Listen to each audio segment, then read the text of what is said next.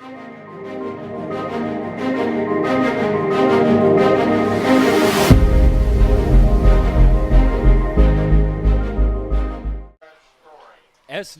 competition is in full swing here in Week 5 of the high school football season. We're here for a showdown between two teams that have played some great matchups in recent years, as we'll see the Piketon Redstreaks and the Zane Trace Pioneers. Welcome into Kinnickinnick for our Kingston National Bank Game of the Week on Southern Ohio Sports Authority, presented by Ohio Health. Carson Francis, joined by someone who knows the SVC pretty well, John Bruce, joining me tonight. And we've got two teams that started the season on opposite ends of the spectrum coming in, but they've both got their eyes on the same prize, and that is an SVC title. Yeah, both teams had a nice start to SVC play last week. As you mentioned, Zane Trace started 0-3 in the non-conference, but played a very tough non-conference schedule. Well, Piketon went 2-1. Piketon last week with a 46-0 win over Huntington for their second shutout of the season, and Zane Trace was able to knock off the Adena Warriors 27-6 in a game that I feel like if you would have asked fans before the season, no one would have thought it would have been close. And then all of a sudden it kind of flipped before last week, but Zane Trace got off to that big start and really showed the SVC what they're all about. Yeah, Zane Trace last week got Gunnar McCullough back in action, went down week 1 in the season opener against Logan Elm. And the Pioneers kind of had trouble finding their footing without McCullough under center, but they got him back last week. They're back on track, and they're looking for their second SVC win here at home. Yeah, they had a kind of a fill-in with Grady Stewart. He did a pretty good job for them, but they are built to be, ran by McCullough. We'll see if Bryce Johnson's back tonight, because if he missed last week's game, the sophomore is a hoss. Running the ball. He's ran 41 times for 228 yards, but also Silas Stewart back there with him. 64 carries, 328 yards. I know in the preseason they did a lot of work on spreading the ball around, moving the ball through the air, but with some injuries, they had to go back to kind of the traditional Zane Trace style, and it really seemingly has paid off for them offensively the last couple of weeks. Yeah, and Zane Trace's running game, as you said, has been a big part of their DNA offensively, and we were talking about before we went live, this Piketon defense has really improved a lot this year, and they're going to have their work cut out for them. Yeah, one of the big issues for Piketon last year was defense, just getting stops, because they were able to score. It looks like they've started to kind of grind the ball on the ground a little bit more than what they had done in the past as well, which may be helping out the defense, but 2 shutouts through the first 4 weeks. I feel like week 2 and week 3 were kind of, I don't want to say throwaway weeks for a lot of schools, but like with how the weather was, we had some weird results in those weeks, and I think that kind of showed with their 34-27 loss to Wellston, a team that I did not anticipate that to be even particularly close. But another SVC team with Uniota lost in that week too. And a Clear Creek team that no one expected them to lose to. So weeks 2 and 3 were kind of out there. Now, one thing I would just want to throw out there, if you've ever been to Zane Trace, the scoreboard is directly in the sun. So for the first quarter, we're probably not going to have the clock available. We're having trouble seeing it even from the press box here. Can't see it right now. So once that's available, we will have that up as thanks to our Dewey Daly and Jacob Wise, they got that fixed this week. So absolutely. Zane Trace won the coin toss. They elected to receive, so Piketon will kick it to Zane Trace. As we are underway from Kinnickinnick, as Aiden Dunn returns it inside the 10, and Dunn going down the sideline, tries to cut inside. Flags are down. Taken down just past the Zane Trace 25. Yeah, that was, I don't know if you could see it. We may have been following the ball a little bit more, but there is a major just jersey grab by Zane Trace. A pretty easy call, and that's going to start them in very negative field position.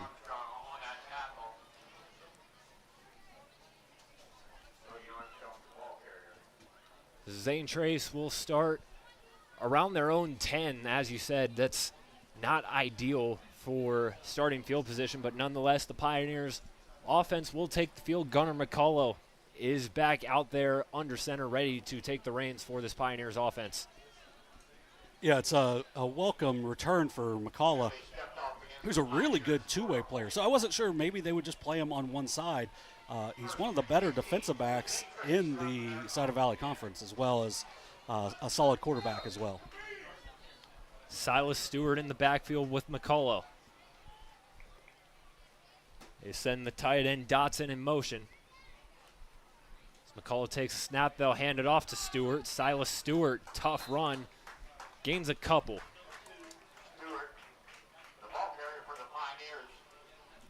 Yeah, one of the big things with having the injuries that they had early on, it's made Zane Trace a little more one-dimensional. They'll try to get the ball out in space to Aiden Dunn a little bit, but they're really a run-first team at this point.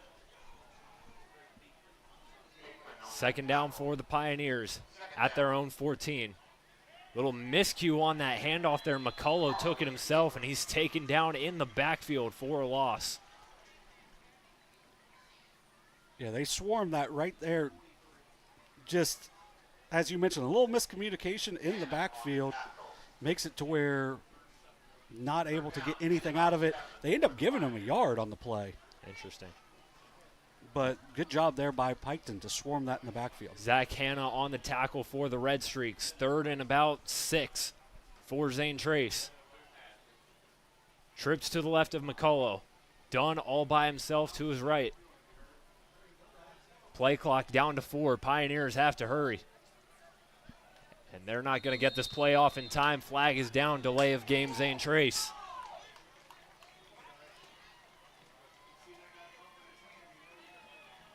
Actually, they're going to get the time. They're going to get a timeout. Oh, wow. So Dylan Weirs does get that timeout called just in time.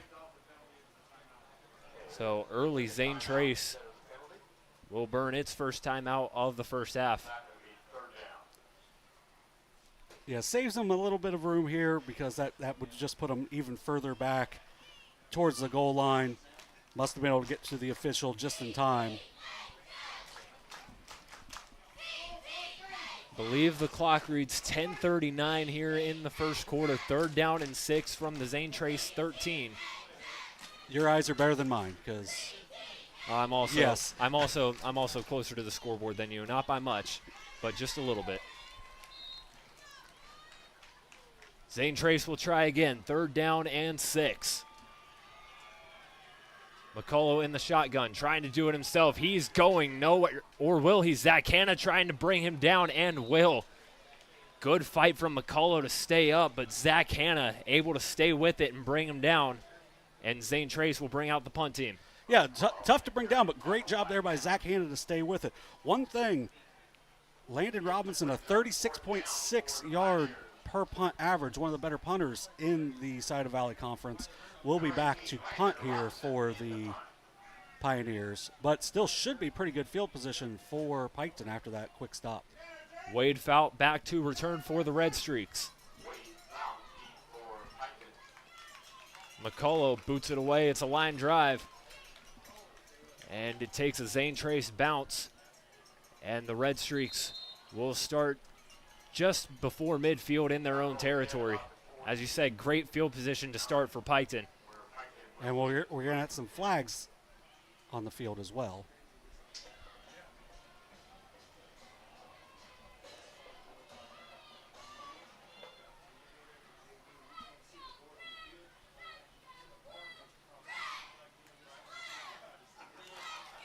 Now we have personal foul on the Pioneers. It's going to be offsetting, so we'll see if they must have been after.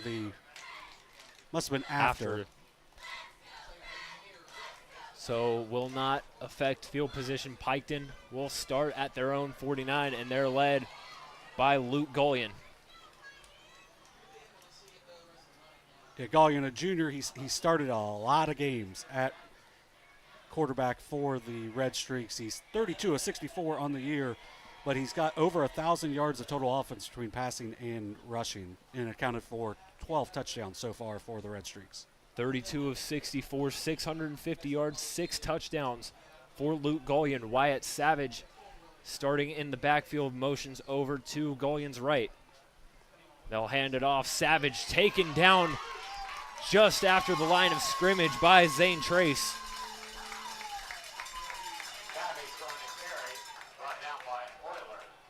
It's Euler on the tackle for the Pioneers. And quickly, Piketon's back to the line of scrimmage. 2nd and 10. Gullion fakes the handoff. Pass incomplete. Trying to go for Mason Thacker, but good coverage by the Pioneers. And quickly, it's 3rd and 10.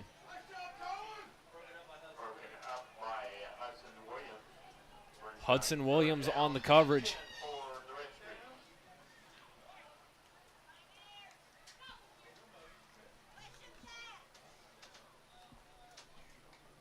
.9:22 to go in the first. 3rd down and 10. Gullion drops back, looking downfield. Pass is complete, and it'll be enough for a 1st down. Jace Johnson on the reception, and Piketon will move the chains. Hey, your boy got the camera working. Good job. Redstreaks hustle back to the line of scrimmage. Gullion hands it off. It's Buddy Wilson back there in the Piketon backfield. Gains a couple. Yeah, that's a big help for Piketon. Buddy Wilson missed the last 2 weeks. He's got over 2,300 career rushing yards, and not having him the last 2 weeks, they kind of figured out some different things, but he's very necessary for this offense. 2nd and 8. They'll pitch it to Wilson. Wilson trying to get to the outside. He cannot. Cohen Larson flying into the backfield and making the stop. Yeah, nice job jumping that. That pitch on the outside. If Cohen Larson doesn't make that play, there's a good chance Buddy Wilson cuts that upfield and gets 5 or 6 yards, but instead it ends up being a 3-yard loss. Nice play there by the senior Larson. 3rd and 12 at the 42. Gullion awaits the signal. Wilson lined up to his left. He's got 2 receivers on each side. Gullion drops back, trying to find Wilson on a screen, and he overthrew it. Good coverage by the Zane Trace defense, taking away that screen. Well, and a really good job by the Browers with Blake and Evan Brower. Both of them kind of read that screen was coming, and instead of rushing after Gullion as he's dropping back, they kind of got out into coverage and made that really an impossible throw. Yeah, and as a former defensive lineman too, the key to knowing when it's a screen is if you go completely unblocked. That's when you find out something's up, and then you have to recover and go take that screen away. As they get piked in for an ineligible man downfield.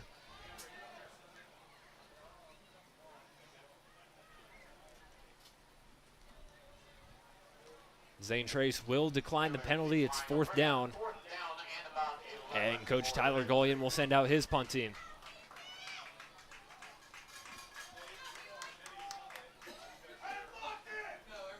We're working on the clock right now. I bragged too early. You would think it would show up pretty well, but it's 8 minutes, not 8 seconds.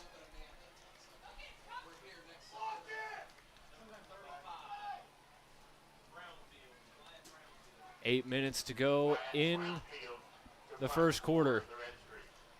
Wyatt Brownfield back to punt for Piketon. Aiden Dunn set to return for the Pioneers. Punt was almost blocked. Dunn fields it inside the 15. And Dunn trying to get outside, gets about to the 25, taken down by Trevin Shanks. Yeah, nice play there by Shanks to cut that off from being a really big return.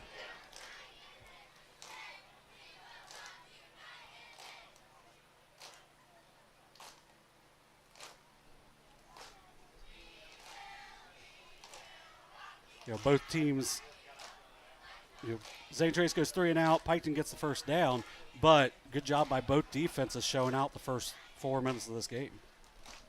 So Zane Trace back out there for the 2nd time offensively after both teams, as you said, punt to start. Receivers line up a little tight. Stewart still in the backfield. First and 10 at the 25. They give it to Stewart. Stewart trying to get around some blockers. And pushed over towards the sideline, taken down once again by Zach Hanna. Zach Hanna, Drake Beekman kind of combined there, but Zach Hanna's done a really good job so far of just holding on to his tackles. You know, he's made plays. He made a lot of plays in the backfield last year. Hasn't had to do a ton yet this year, but has shown out really well so far tonight. Gain of 2 on the rush for Silas Stewart. Zane Trace lines up 2nd and 8 at the 27. McCullough fakes the handoff. He's rolling to his right. Trying to find Larson over the middle, complete. Cohen Larson on the reception for a first down. Yeah, Pioneers move the chains. Good pass and catch. Picks up 14 yards there. I like using the play action, getting McCullough on the move. Actually ends up being a 13-yard gain. But a nice catch by Cohen Larson to go up and get it. Yeah, that's his season average. Averages 13 yards a catch. Gets 13 right there. 13 yards for number 13 on this Pioneers offense. First and 10 now at the 40. Dotson in motion. They hand it off Stewart. Stewart cuts it up for a gain of about 4 on the rush. Yeah, just, you pick up 4 yards a carry, you're going to get yourself in a really good third down situation. So nice pickup there on first down. You don't have to score on every play, but it's nice to get some sort of positive momentum moving forward for the Pioneers. Silas Stewart accounted for 159 yards on 22 carries, 3 rushing touchdowns for the Pioneers last week. Stewart gets it again, trying to get outside, this time taken down. Gavin Blanton was the first man to Silas Stewart, grabbing him by his leg. He's taken down. They'll actually give him a gain of 1. Loss of 1. Okay, the guy with the number moved up 1 yard, it looked like. Now, nonetheless, it will be 3rd and 7. Zane Trace looking to continue this drive. McCullough fakes the handoff, has to throw it away. Good read by the Piketon defense on that screen, trying to find Aiden Dunn on the outside. Yeah, and I'm guessing, without seeing the Pioneers in person yet, I'm guessing that's a way they are getting the ball to Aiden Dunn a lot, because he leads them in receptions, with 23 receptions on the year, just trying to get it out, let him make a play. But one positive for the Pioneers was Bryce Johnson was in on that play. Used as a decoy right there, but that shows he's probably healthy enough to get some big runs in this game. Landon Robinson to boot it away for the second time. Takes a bounce and a nice roll for the Pioneers inside the 15. Landon Robinson showing off his boot early on. And Piketon will have nearly the entire length of the field to go with 5:28 left in the first. Yeah, you get that one first down. That pass to Cohen Larson moves them up a little bit after a decent punt return, and you go from being possibly inside your own 20 to where you're defending Piketon inside their own 20. So it was a nice job flipping the field there by the Pioneers. So Luke Golian and the Piketon Redstreaks take over at their own 18. 5:28 left in the first quarter. Wilson motions out. Golian on the keeper. Golian gets a couple, but taken down by a herd of Pioneers.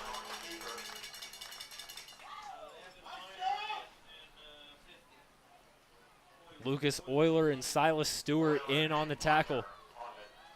Yeah, they're going to give him 3 on the play. But nice job holding up there by Lucas Euler on the outside. Golian this time to his outside, can't connect with Thacker. Unable to hold on to that one, and it's 3rd down. And Mason Thacker's his big play receiver, 19.9 a reception. He's got 18 receptions to lead them. 18 of the 32 completions that Golian's thrown this year have gone to Thacker. Just unable to connect right there.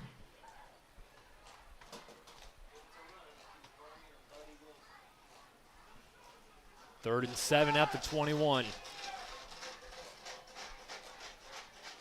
Golian drops back.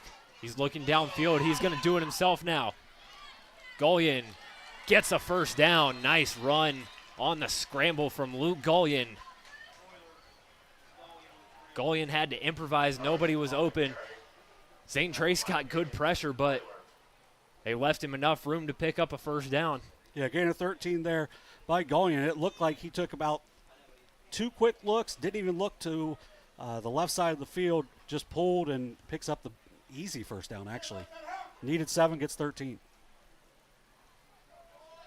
1st and 10 at the 29. Handoff to Wilson. Wilson trying to get to the outside, stopped after a minimal gain. Hudson Williams brought him down. Hudson Williams unofficially leading the SVC with 48 tackles through 4 weeks. Haven't done the full, the full production of things yet. But I would say once we get the full numbers in this week, he'll be the league leader after this week. You can check out svcsportstalk.com for that. 2nd and 7 at the 32. Handoff, it's Gavin Blanton getting to the outside, gain of a few more. Yeah, now they got themselves in a third manageable here that picks up 4 or 5 on the play. Good job using the jet sweep. Now you got yourself in a really good spot if you're Piketon. I don't think you're in 4-down territory yet, but you pick up 1 here, and then it makes things a little more interesting on 4th down. They'll make it 3rd and 2 for the Redstreaks. Trips on the right side. 10 seconds on the play clock. Gullion going to do it himself again. Gullion fighting his way forward for another first down. Yeah, picks up 5 on that. Gullion doing a really nice job of running the ball. He's got 21 carries on his, or 21 yards on his 3 carries so far. 2 third-down conversions for Luke Gullion. This time he's got Mason Thacker on the outside, taken down with a big hit, Mason Hartley. Yeah, Hartley would probably be in the top 2 or 3 in tackles in the league. Jumps that route big time with a big tackle for loss. Only a loss of 1, but he was all over that play. Hartley was there as soon as Thacker caught the ball as Gullion fakes the handoff to Wilson, tried to do it himself, but taken down just at the line of scrimmage. Blake Bauer hustled to bring Luke Gullion down. Yeah, Blake Bauer, who's got a bunch of tackles for loss, 6 sacks on the year. Just having a really big year for a sophomore. Piketon faced with yet another 3rd down.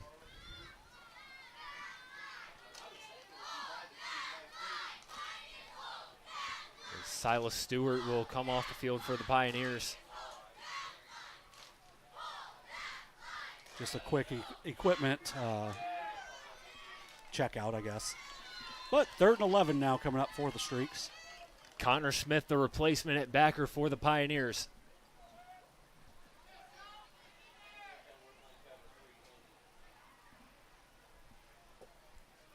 Third and 11, play clock down to 10. Gullion dropping back, trying to find somebody on his outside. Under pressure, Gullion pass incomplete. Intended for Jace Johnson. Good pressure by Lucas Euler for the Pioneers, and Piketon will punt yet again. Yeah, and that's a pretty heady play by Euler too, because he could have taken a cheap shot there, or maybe just take an extra step and get a little extra contact on the quarterback, but he doesn't do it. He ends up taking him down, but doesn't do it in a way that it's going to be called for a roughing. Good coverage downfield. Good defensive staying there for the Pioneers. The Redstreaks take some time off the clock, but to no avail.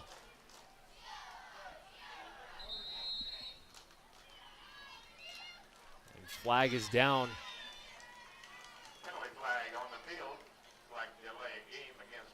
Delay of game on the Redstreaks, so that'll push him back even further. It'll be 4th and 16 now on the punt. And that'll give the Pioneers some extra room now.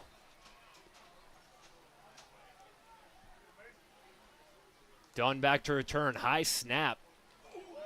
Almost got blocked again as Dunn fields it. And Dunn with a burst of speed. Dunn trying to get outside. Takes a bunch of Redstreaks to take him down. But a good return from Aiden Dunn puts the Pioneers in enemy territory. Yeah, 17-yard return, and really good coverage there by Piketon because Dunn's one of the better athletes in the SEC, catches that on the run, and they get him down after only 17 yards, where it looked like if he's able to find a hole at all, he's going to hit that and go to pay dirt, as he did last year against Piketon to really put the game away at right around halftime with a kickoff return for a touchdown. Zane Trace will take over at the Piketon 48, minute 57 left in the first quarter. See Bryce Johnson lined up in the backfield for the Pioneers. 1st and 10, McCullough, they give it to Johnson. Johnson is going nowhere. Taken down in the backfield. Bodie Armstrong, really nice play there to pull down the very, very tough to tackle Bryce Johnson for, ultimately just a 1-yard loss, but to get him in the backfield and make it a little tougher for Zane Trace to keep moving the ball forward. Bryce Johnson, one of the most talked about players on this Zane Trace team coming in. McCullough rolling to his left now, avoids pressure, and he's forced out of bounds in the backfield again. Wyatt Savage was the one to chase him out. And after starting in great field position, the Pioneers are moving backwards. Yeah, and a good job there by McCullough, almost taking down about 10 yards in the backfield. He gets near the line of scrimmage.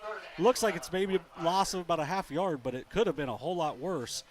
Heady play there by the junior just to make the most out of that play. Minute 19 left, 3rd and 11 at the 49.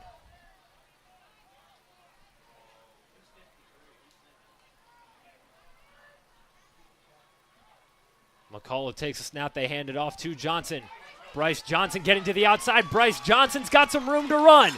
Bryce Johnson down the sideline, taken down out of bounds inside the 20. Big pickup from Bryce Johnson. Pioneers are in the red zone. And maybe that's where the leg injury slows him down to where he doesn't have the finishing speed there, but he makes a nice juke step to his left, gets his defender off balance, and he's able to pull away, picking up what I believe is a 32-yard gain. 1st and 10 at the 17 for the Pioneers. Silas Stewart back in the backfield. They hand it off to Stewart. Stewart fighting his way forward, picks up a couple. Yeah, you got a nice, I don't even know if it's thunder and lightning. It might be thunder and thunder back there between. Pick your poison. Yeah, between Stewart and Johnson, both just bruising backs. After that big 3rd and 11 pickup by Bryce Johnson, Pioneers in really good scoring position here. 2nd and 8 at the 15. Peyton Dotson in motion for the Pioneers. McCullough takes it himself, going to his left. McCullough trying to get to the outside, taken down right at the 10. Yeah, they're going to give him 6 on the play. They may have gotten, there's a slight jersey pull on the outside, may have gotten away with, but I think it was a slight pull and let go and live to play another play. Now McCullough goes out of bounds. That stops the game clock, play clock moving, coming on 10 seconds. 26 seconds remain in the first quarter. 5 on the play clock. McCullough takes a snap. He's going to do it himself again. This time runs into a wall. But it might have been enough. No, the closed fist from the official signals 4th down. You have a good field goal kicker here, but you're also at the 8. I think you're going to see them try to just go forward, like I mentioned. But you also have probably time to think about it if you want to let this run out. 10 seconds left in the quarter. We'll see what the Pioneers decide to do. 4th and 1. And it looks like Gunnar McCullough and the Pioneers will let the clock bleed out, and that brings us to the end of the first quarter. No score here through 1, but the Pioneers are knocking on the door on their home field. You're watching the Kingston National Bank Game of the Week on Southern Ohio Sports Authority, presented by Ohio Health.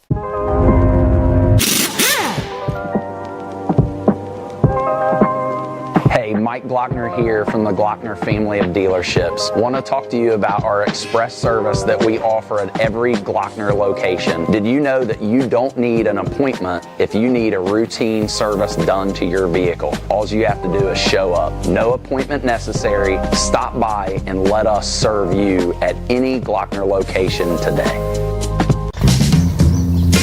Richard. Countless nights in the garage. 8 shiny new pistons. 1 very happy 16-year-old granddaughter. And 2 years since starting cancer treatment at Ohio Health.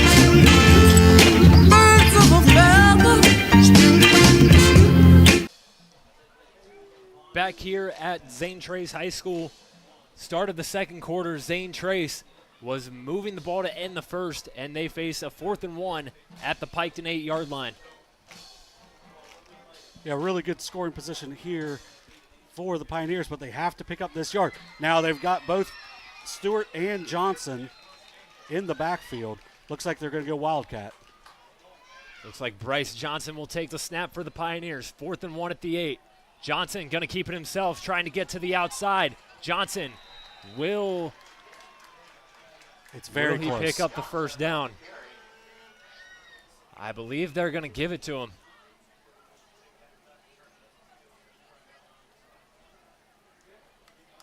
And they do signal first down. But Bryce Johnson gets just enough for a Pioneer first down, and it's 1st and goal at the 6. Not sure that was where Coach Weirs wanted him to go on that, not just pound it up the middle, but a good job fighting to get that extra yardage. McCullough back in there, 1st and goal, 8 seconds on the play clock. McCullough hands it off. Stewart, Silas Stewart, not able to get there, but a gain of about 5, it looks like. About 4.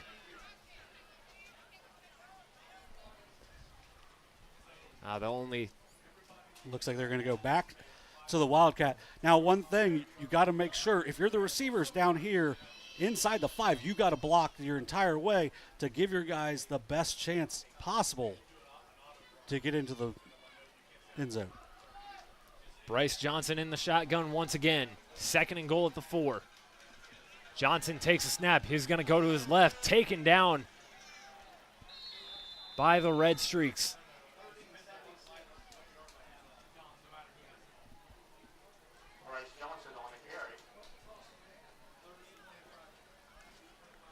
Not sure who made the tackle for the Redstreaks, but they were able to hold him out. I believe they said it was Connor Daniels was one of the guys that got in on that play. And it's 3rd and goal at the 2. They'll keep Bryce Johnson out there to take the snap. 3rd and goal at the 2. Johnson will do it himself up the middle. There's a fight for it. Close fist from the officials say he does not get into the end zone. And if he was held up, it was right at the goal line. Nice job there to get a stand there by the Redstreaks. Another 4th down. Pioneers quickly back at the line of scrimmage. Johnson, once again, there's a pile at the goal line. We await the signal.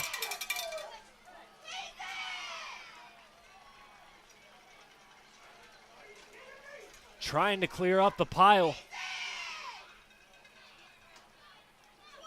Still no signal yet. They're going to say they stopped him. Piketon backs against the wall. A huge goal line stand for the Redstreaks. Yeah, just you're going up the middle constantly, going boom, boom, boom, trying to go right up the middle. No, the second opinion from the official is touchdown. The officials overturn the call. They say it's a Pioneer touchdown. Not sure I've ever seen that happen in a high school football game where a call gets overturned at the goal line. They overturn themselves. What, like, you have to come up with that decision before signaling. Like, you can't signal.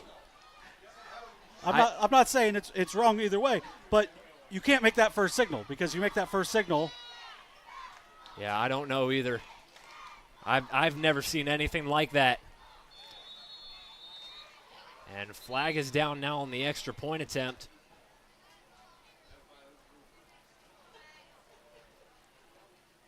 That was weird, Carson. Yeah, I'm shocked. They're going to get a sideline warning On Piketon. against Piketon. Which I could have told you something's going to get called against Piketon here, whether there's something or not. Judah Hanks out to attempt the extra point. Piketon defense trying to distract Hanks on the kick. It's up and away, and the extra point is good. Flag is down. They'll get a roughing the kicker on the Redstreaks.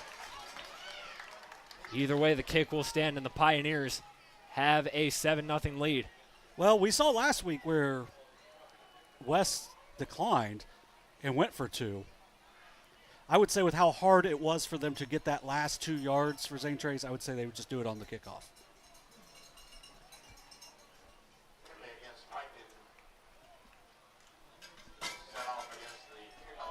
Yeah, so we will take a quick break. We'll step aside. Pioneers lead 7-0. You're watching Ohio High School football on Southern Ohio Sports Authority, presented by Ohio Health.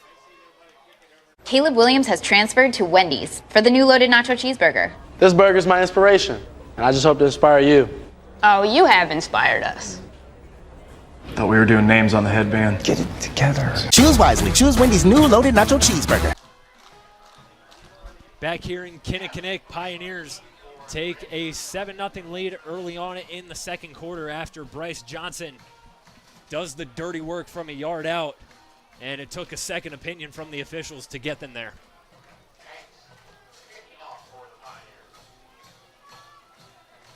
As the personal foul on the extra point. It wasn't a personal foul. It was just a running. Oh, okay. I guess. Interesting. I don't know what roughing is anymore. It looked pretty rough. Seems like stuff like this changes week in, week out, and just depending on the officiating crew that you have potentially.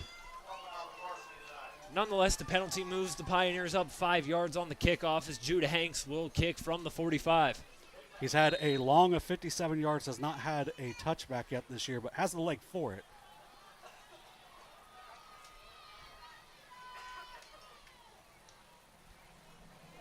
Blanton back to return for the Redstreaks. Hanks sends it away. Blanton fields this one just past the 5. Gavin Blanton cutting up the middle and taken down at the 25. Yeah, not bad field position here for the Streaks after what we thought it was going to be a 15-yarder, which would have had the kickoff being from the 45. So not bad field position here for Piketon. And the last drive, Piketon moved the ball a little bit. They were stopped around midfield, but showed some signs of life on that second drive. Yeah, for Piketon, one of the big things so far is Luke Gullion is 2 for 6 for 9 yards. Only one of those passes has gone past the line of scrimmage. So for Piketon, they've got to figure out a way to get a little better balance between the run and pass. Going in the shotgun, Wilson to his right. They hand it off to Buddy Wilson. Cuts to his right. Buddy Wilson trying to get to the outside. Buddy Wilson gets a first down, it looks like. Or he got close, but a flag is down. I think we're going to get a face mask just on where he was taken down at. It was Aiden Dunn on the stop. Announced as Adam Dunn.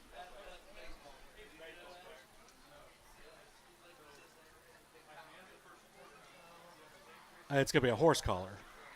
They will get a horse collar on Dunn, making the tackle, giving Piketon some free yardage.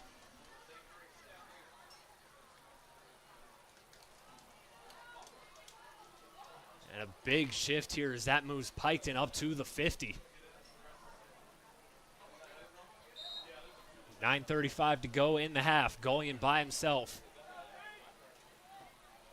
Send Blanton in motion. Gullion fakes the handoff, tries to do it himself, but he's stopped at the line of scrimmage. It was the Brower brothers in on the play. Blake and Evan both making the stop. Yeah, it ends up being a gain of 1 on the play. With how good Spencer Brower was, the younger brothers have a lot to live up to, but man, they've done a great job so far for the Pioneers. Piketon right back to the line of scrimmage. Gullion in the shotgun all by himself once again. Blanton will go in motion. He fakes the handoff to Blanton and fires down the middle. It is deflected, almost picked off by Jaden Higgins. That ball went right to Jaden Higgins. He probably thinks he should have had that. And maybe Piketon, some new life here for this offense. Yeah, Higgins has one interception on the year, but he's going to really look back at that one and think that he should have had that second one.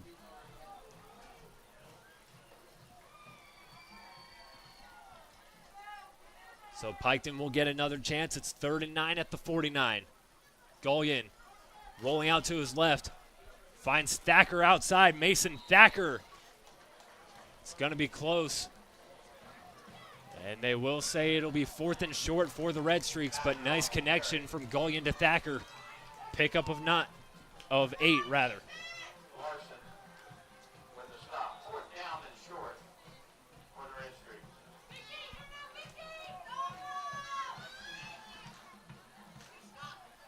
Piketon will sub some people out offensively.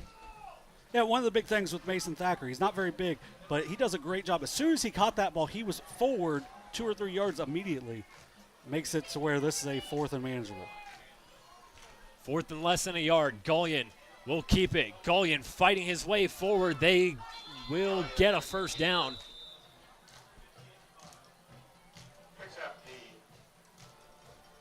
Once again, Piketon turns to Gullion as he uses his legs to pick up a first. Yeah, he's got 23 yards now on 6 carries. Good job there by Gullion, just getting what he needed,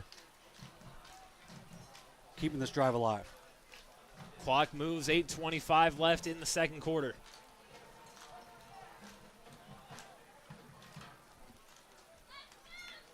First and 10 at the 39. Gullion, he'll flip it out to Buddy Wilson. Buddy Wilson getting to the outside, picks up about 2. Zane Trace wanted a holding on that play. Yeah, nice job by Hudson Williams to control him there, as it looked like he was maybe one broken tackle away from busting that, but ends up only being a 1-yard gain.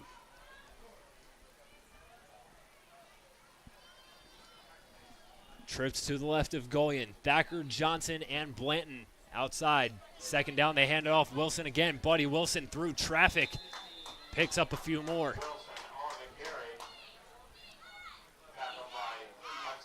Ends up being about a gain of 5. One fun fact about Buddy Wilson, he has a state record multiple times. He has multiple 99-yard touchdown runs on his career. 3rd and 4. Gullion puts his head down and powers his way through. It's another first down. Yeah, not being able to move the ball in the air so much right now for the Redstreaks, but they're doing a good job moving it on the ground. Another big first down for the Redstreaks. 1st and 10 at the 29 now. Here's Buddy Wilson.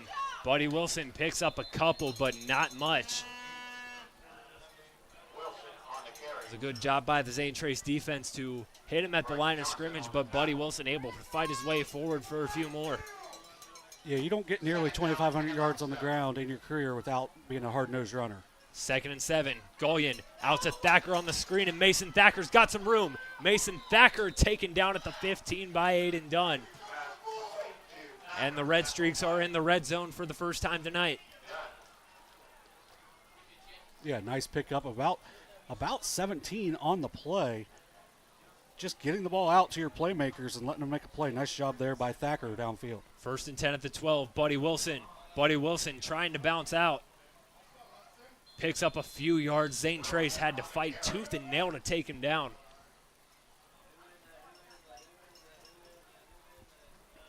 There's a lot of toughness from number 34 in white.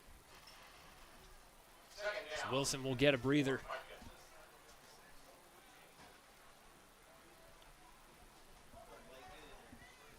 Wyatt Savage and Connor Daniels in the backfield now.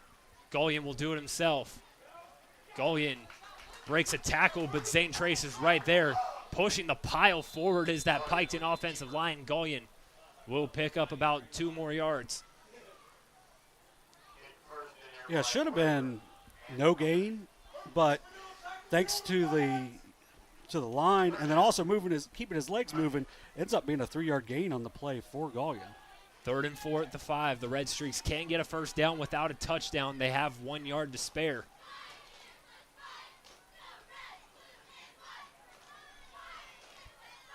Savage and Daniels in the backfield. Gullion fakes the handoff. Gullion makes a man miss. Gullion fighting his way forward, stops just short of the goal line. The question is, they will move the chains for a first down. It'll be 1st and goal at the 1. Yeah, he needed 3. He got 4. Now you got 4 downs to work with. I would say we're going to see a lot of Luke Gullion. He's got 6 touchdowns on the ground. I would look for him to get number 7 right here. Buddy Wilson back in there for the Red Streaks. Wilson to the right of Gullion, Savage to the left. 1st and goal. They hand it off. It's Savage fighting his way forward. They say he's just short of the goal line for now. Yeah, it could change. Savage slow to get up there. He was at the bottom of a pile.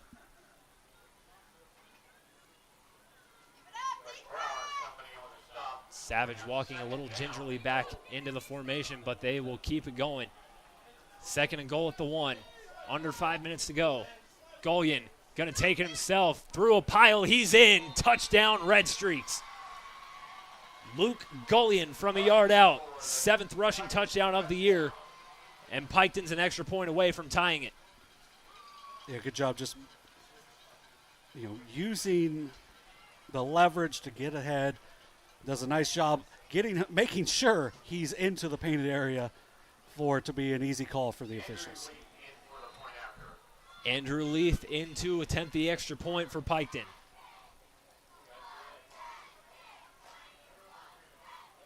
High snap. Hold is good. Kick is blocked. Jaden Higgins got back there and denied the extra point. And the Pioneers will stay ahead by 1. And with that, we will step aside for a moment. Pioneers still out in front, 7-6. You're watching Ohio High School football on Southern Ohio Sports Authority, presented by Ohio Health. Glo Fiber is now in Ohio. And with gig speed fiber internet, we're keeping things real.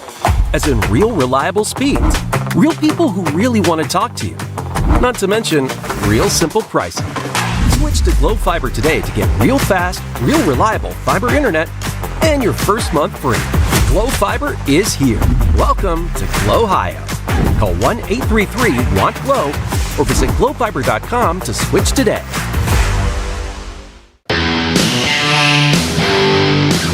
Kimberly. Tons of practice. 1 chop away from a black belt. 7 of the best sidekicks. And 5 years since her cancer diagnosis at Ohio Health.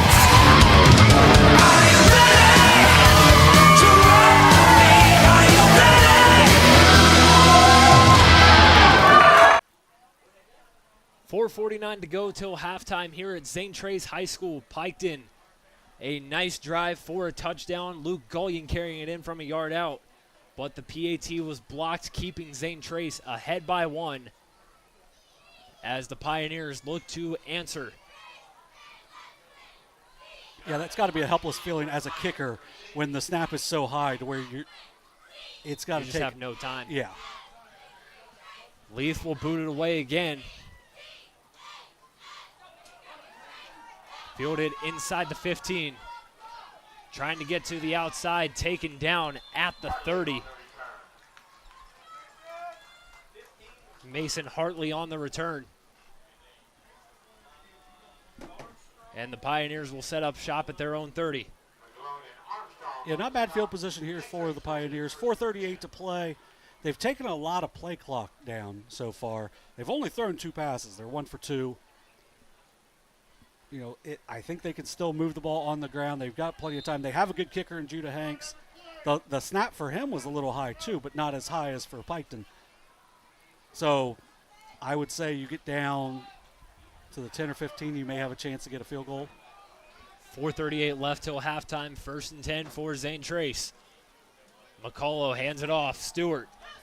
Stewart trying to fight his way to the outside, cuts it back. Stewart breaks free. Silas Stewart down the sideline, forced out of bounds by Gavin Blanton. And Stewart is one of those kids. He's just too big. You can't just arm tackle him. You got to get him all the way down, which they had to do there, take him down on the sideline.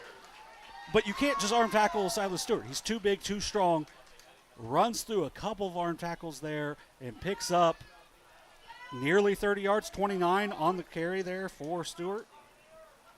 29-yard pickup for the Pioneers puts them at the Piketon 41. 4:29 to go till halftime. McCullough takes a snap. He'll keep it. Gunnar McCullough fights his way forward for a few. Yeah, ends up being a gain of, we'll say 5 for McCullough. Nice job there, moving the ball forward, getting themselves into a really manageable situation here on second down. 2nd and 5 at the 36. Bryce Johnson in the backfield for Zane Trace now. Trips on the left side. 2nd and 5. They hand it off. Johnson fights his way and in forward for a first down or close. Yes, they will signal to move the chains. Well, tough-nosed run from Bryce Johnson. And that's another thing. Another one where you're just trying to tackle with your arms. You got to go full body to bring him down. They've done a good job of it so far, but right there, maybe getting a little tired here late in the half. But nice hard-nosed running there for Bryce Johnson. Ball at the 31 now. Play clock down to 13. 3:30 to go in the second. Dotson motions to the right. McCullough takes a snap. Going to get to the outside. Gunnar McCullough. Gunnar McCullough down the sideline. Breaking free. Gunnar McCullough. Taken down just before the goal line. Huge pickup for the Pioneers on the QB keeper. It's 1st and goal. McCullough with a 29-yard gain down to the 2, and now they're in great position. You can do a lot of different things right here. I would say they're probably going to go Bryce Johnson forward here, but in great shape here for the Pioneers. McCullough will stay in the shotgun. 1st and goal at the 2.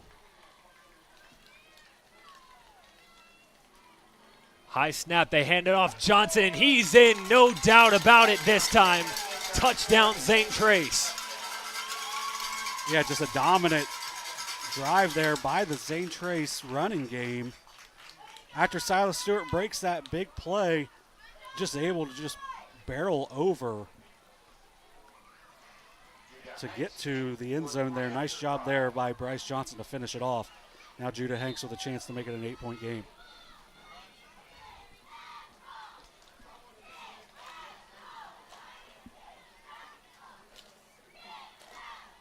Snap is good, hold down, kick is up, and no good.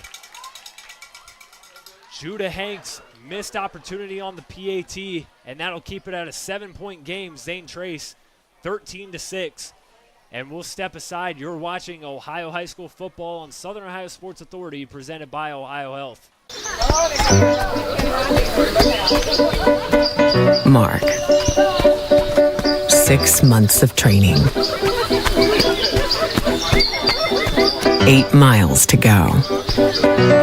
A 3-way tie for almost last place. Look good in these shorts, right? And 3 years since he and his team at Ohio Health left cancer in the dust.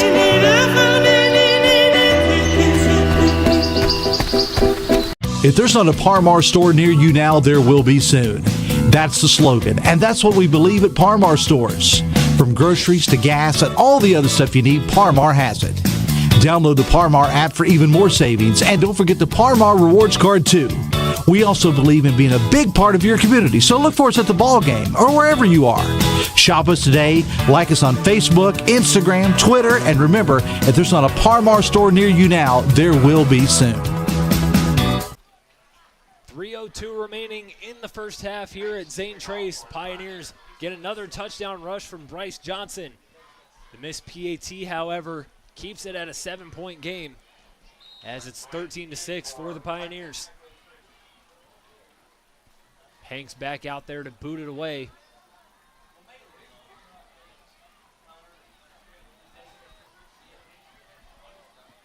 Gavin Blanton again back to return for the Redstreaks.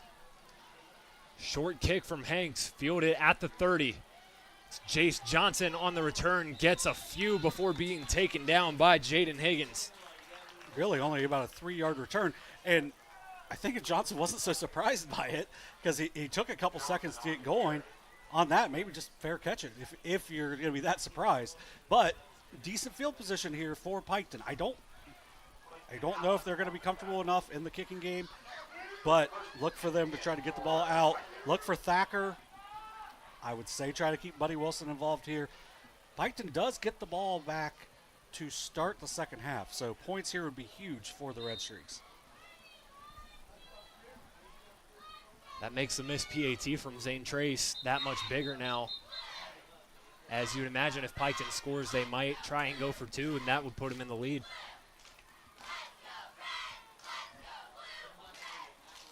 As they move the ball over to the middle of the field, they had it lined up on the right hash. I wasn't paying enough attention to know if it was incorrect or not. The 1st and 10 at the 34. Gullion takes a snap. They hand it off. Buddy Wilson. Buddy Wilson getting to the outside, powering his way forward. Buddy Wilson just looking like a bowling ball out there. Yeah, he missed the last 2 weeks, but, man, you can't tell right now as he explodes there for a 10-yard gain, tied for his longest carry of the night. Redstreaks will hurry and line back up. 1st and 10 at the 44. Gullion fakes the handoff. Looking downfield. Now he's scrambling. Fires to the sideline. Incomplete. Nobody open downfield. And once again, Lucas Euler getting some pressure in the backfield for Zane Trace. If they've got an all-22, they're not going to be happy with that because they stopped their routes. I mean, one of the receivers went about 7 yards and stopped. He didn't come back for the ball at all. The receiver that Gullion looked to was coming back for the ball at least, but it looked like that was a one-option play. 2:39 left. Gullion fakes the handoff, firing downfield, complete. Zach Hanna down the seam. Late whistle there from the officials. Big pickup on the connection from Gullion to Hanna. Yeah, and Hanna had 4 catches for 132 yards coming into this game, showing why he's been a big play receiver for them on the year as they pick up about 20 on the play. 1st and 10 at the 35. Wilson on the carry. Wilson breaks free. Buddy Wilson picks up a few yards. Took a lot to get him down. Yeah, he only gets about 2.5 on the play, but, man, you can tell why he's been a load to bring down throughout his career. 2nd and 8 at the 33. 2 minutes till halftime. Gullion on the outside, pass complete. Jace Johnson. Jace Johnson's got some room. Taken down just before the 10-by-8 and done. Yep. Jace Johnson found a little bit of space to move. And the Pioneers, or excuse me, the Redstreaks are attacking once again. Gullion fakes the handoff. Tries to go upfield, taken down. Maybe a gain of 1. Yeah, and going back to that play, though, it's been sloppy tackling both sides, and Johnson makes him hurt, or makes him pay for it on the 21-yard gain there. Under a minute 30 now. 2nd and 9 at the 10. Gullion. Speed option, they flip it. Buddy Wilson. Buddy Wilson trying to get to the outside, out of bounds. Bryce Johnson read that perfect and ends up really making it to where Gullion had to make his decision so late that Johnson was only able to pick up 3 or 4 on the play. They'll spot it at the 8-yard line. It'll be 3rd down and 5.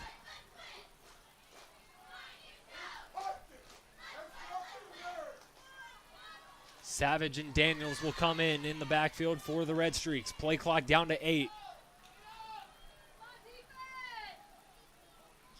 Gullion takes a snap. He's going to try to do it himself. He will not get there.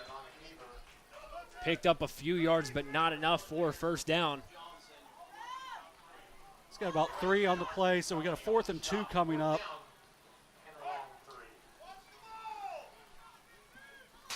I mean, for Piketon, you got all 3 timeouts left, so I could see them trying to go, hard count, try to get Zane Trace to jump here. They wind the play clock down while they're at it.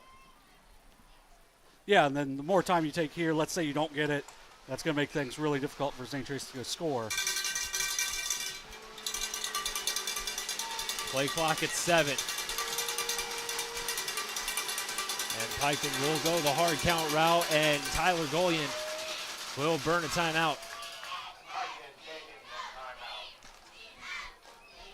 Yeah, 32 seconds left here in the first half. The scoreboard's got it as a 4th and 3. We'll go with that as this is one of the rare places where I'm like, I feel good with whatever the scoreboard's got. There's a lot of places that are not that way, including where you worked this morning. Yeah. Convo. Well. Fun fact. So I actually did a volleyball game this morning at the Convo, and for about first couple plays of the first set, they had the teams on the scoreboard flipped. So the scoreboard read one thing, the live stats that I had on my laptop in front of me read another. So it was kind of hard for me to tell on the air which score was right. They eventually fixed it later on, but starting the game, that happens a lot. Happens a lot whenever we're down there for high school basketball tournaments. Yeah, 4th and 3 coming up here. I would guess you'd see something with Buddy Wilson, although it doesn't appear he's in the backfield. It's Wyatt Savage back there, 4th and 3 for the Redstreaks. Crowd making a lot of noise here at Zane Trace. Golian drops back on the outside. Pass complete to Mason Thacker. Touchdown, Piketon. I think Kenneth got it, but that was a beautiful route ran by Thacker. Does a good job of getting his man inside and, really selling it and then getting back to the outside. Nice job there by Golian to hit him. Picks up 5 for the 5-yard touchdown. Big time play there for the Streaks. 5th receiving touchdown on the year for Mason Thacker. Leaf back out to attempt the extra point. He'll tie it up if the kick is good. Snap is better, kick is away, and it is good. And just like that, we're all tied. Flag down in the backfield. But as it stands now, we're all knotted up at 13. And it will be a running into the kicker against the Pioneers. And so with that, we'll step aside briefly here, but Piketon ties it up here at Zane Trace. You're watching Ohio High School Football and Southern Ohio Sports Authority, presented by Ohio Health. Been protecting families, farms, and businesses in our community. As an independent agency, we offer personalized coverage for your auto, home, farm, and business, plus health and life insurance too. And we proudly partner with Erie Insurance to give you peace of mind with reliable coverage at competitive rates. Tomlinson Insurance. Let our history be your future. Call us today at 740-773-4181 or visit us at tomlinsonins.com. Luke Golian connected with Mason Thacker on the final play of that drive for his 7th passing touchdown of the season. And that knots things up at 13 with 28 seconds to go in the first half here at Zane Trace. A really good drive there by the Redstreaks to be able to get points right before the half. As we mentioned before, they get the ball to start the second half. So a deep kickoff here. And I want to say something about the kick by Andrew Leith right there. You can see why they keep trying to kick it, because that kick was really good. It was just, as long as the snap and hold are good, I feel like it's a pretty good chance that he's going to make it. You just got to be able to execute the first part of it. And that was a good display of some composure there from Andrew Leith. The first kick didn't really go your way. You might come out a little more nervous for the second one, but he stayed calm, composed, and he was able to split the uprights. Leith back out there to kick it off for Piketon. It's a squib kick, fielded by Dunn. Dunn will take it, trying to get upfield, working his way to the sideline and out of bounds. Looks like they will spot it at the Zane Trace 32. Yeah, I would. You have 2 timeouts here if you're Zane Trace. As we mentioned, they have a kicker with a pretty good leg, but you've only thrown 2 passes so far in this half, so maybe you just run out the clock. But you also have, 3 guys who have broken off runs of 29 or more so far in this game. So, I mean, just running the ball isn't that bad of an idea here.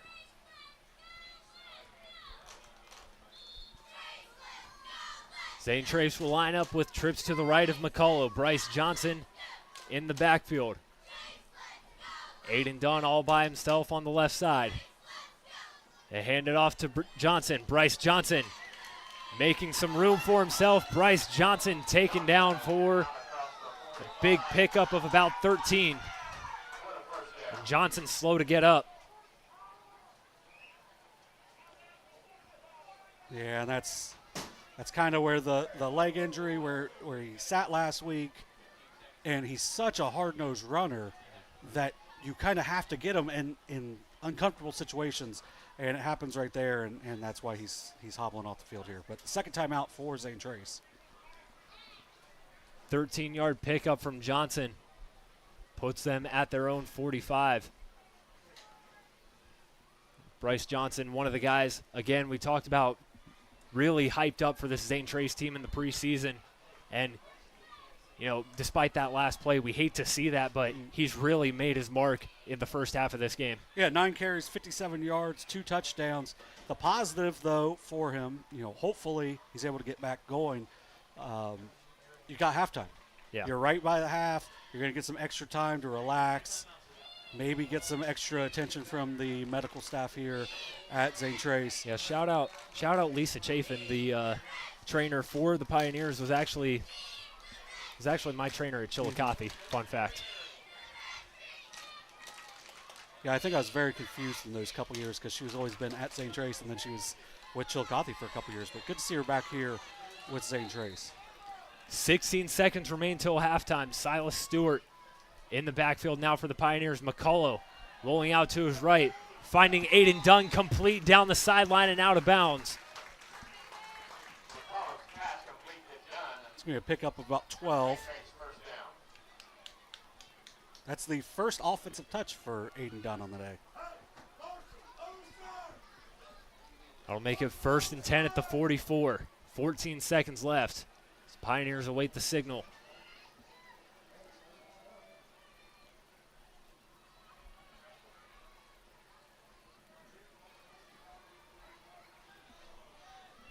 Defensive backs for Piketon playing pretty deep here. Stewart takes the handoff. Silas Stewart getting to the outside. Got a little bit of room. Silas Stewart brought down inside the 30. Big first down.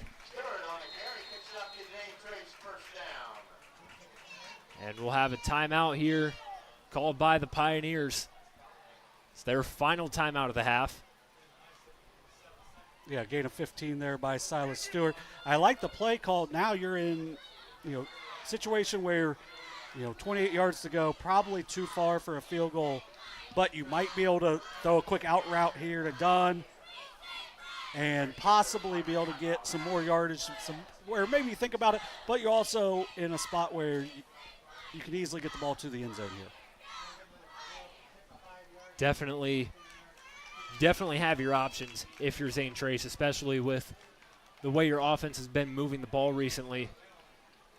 We see Gunnar McCullough finally getting that arm working, completing that pass to Aiden Dunn earlier in the drive. Yeah, they hadn't really had to throw the ball much, but he did a nice job getting on the move. That's the second time he's completed a pass on the move and, picked up positive yardage. So I wouldn't be surprised you see him on the move here, although he's been rolling to his right, which is a lot further away from the sideline. Not a lot of time to work with, though. 1st and 10 at the 28. They motion Dotson to the right. McCullough rolling out. McCullough finds a man complete. It's Dotson, and Dotson gets out of bounds with 1 second remaining in the half. And the Pioneers will trot Judah Hanks out there to attempt a go-ahead field goal. Yeah, you pick up 13 right there. Great job there. They had Dunn going deep on the play, which made it to where Dotson had more room to run with because there's 2 guys going with him. And now Judah Hanks will attempt what looks to be a 32-yarder. 32 yards from the right hash for Judah Hanks to give the Pioneers the lead going into halftime. Snap, hold, kick is away, and this time it is good. Judah Hanks, last second field goal to give the Pioneers the lead as we head to halftime from Kinnickinnick. Pioneers lead the Piketon Redstreaks 16-13 as we step aside for the intermission. You're watching the Kingston National Bank Game of the Week on Southern Ohio Sports Authority, presented by Ohio Health.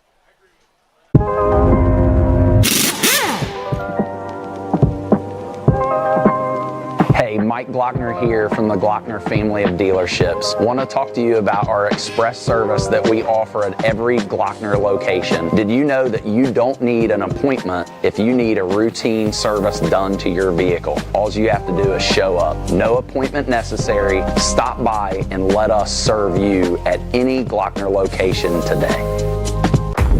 Glo Fiber is now in Ohio. And with gig speed fiber internet, we're keeping things real. As in real, reliable speeds. Real people who really want to talk to you. Not to mention, real simple pricing.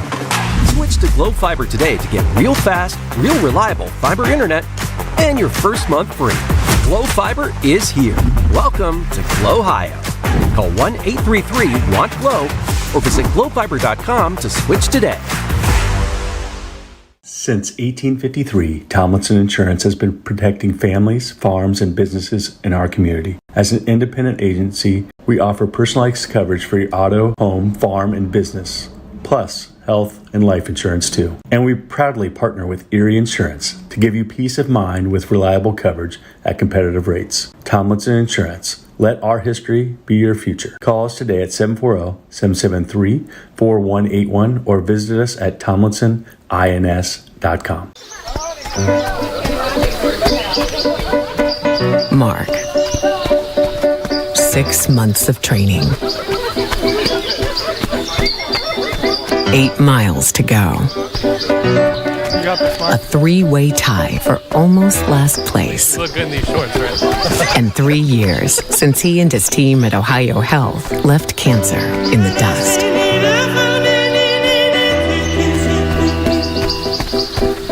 If there's not a Parmar store near you now, there will be soon. That's the slogan, and that's what we believe at Parmar stores. From groceries to gas and all the other stuff you need, Parmar has it. Download the Parmar app for even more savings, and don't forget the Parmar Rewards Card too. We also believe in being a big part of your community, so look for us at the ball game or wherever you are. Shop us today, like us on Facebook, Instagram, Twitter, and remember, if there's not a Parmar store near you now, there will be soon. Caleb Williams has transferred to Wendy's for the new loaded nacho cheeseburger. This burger's my inspiration, and I just hope to inspire you. Oh, you have inspired us. Thought we were doing names on the headband. Get it together. Choose wisely. Choose Wendy's new loaded nacho cheeseburger. This broadcast is brought to you in part by Willie & Son Trucking. Willie & Son Trucking has been a proud supporter of local student-athletes, coaches, and athletic programs throughout its history. Be sure to look out for the Shack Athlete of the Week presented by Willie & Son Trucking each week at sosaohio.com.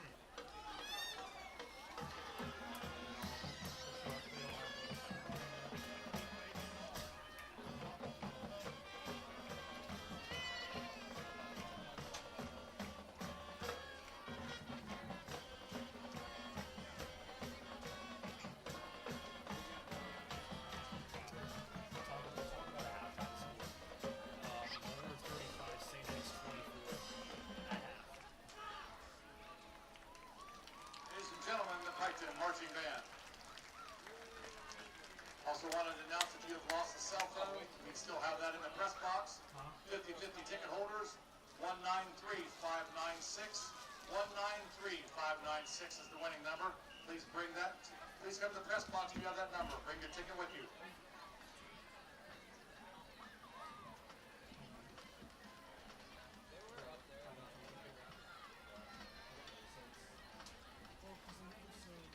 At this time, please welcome the Zane Trace Pioneers.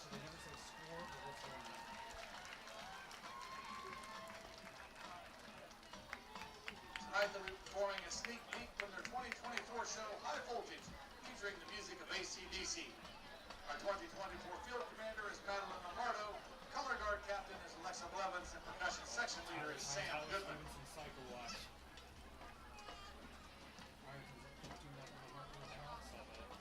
what I was saying. I can't trust him as a leader close right now. Our first selection this evening is You Shook Me All Night Long. Ireton's like 6th in all of Ohio, and Hartley's like 8th.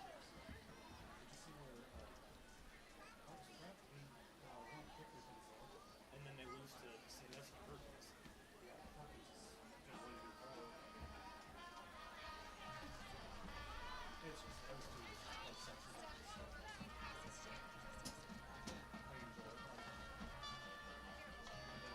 I mean, Ironton next week plays a team from freaking Canada. Okay, no. So what it is like it's like a school that teaches people American football. When I was at St. So it's like RIMG. It's like their IMG. When I was at St. X, we played them every year, free win. Like, hey, they have some good athletes. Bleacher Report, their biggest quarterback draft prize, Canadian legend, Curtis Wood. When I was, yeah, I looked up Austin's Twitter. Leading the Hoosiers. Dude, he went off last week against UCLA.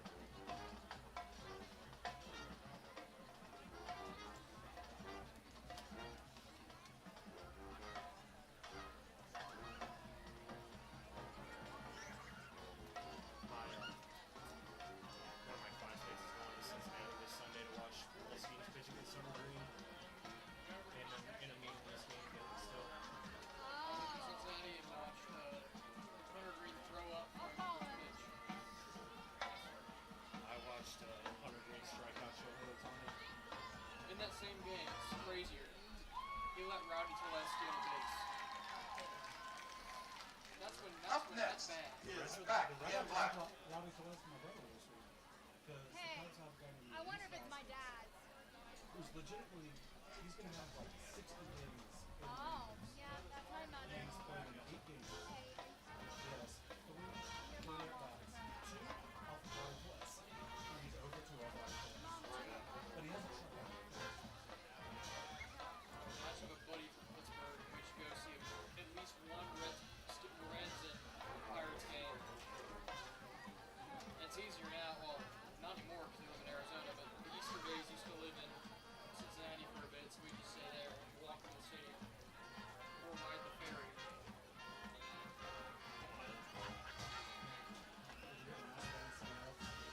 What's that? I'm announcing roller Saints. Okay,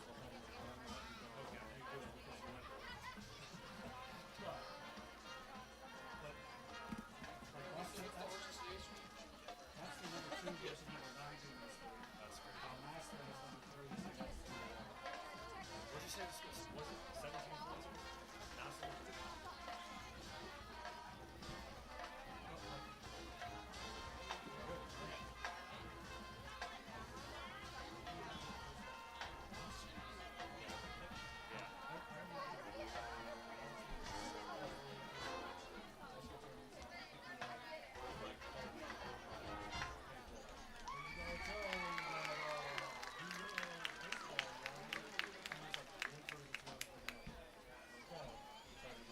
Our next song is our interception song.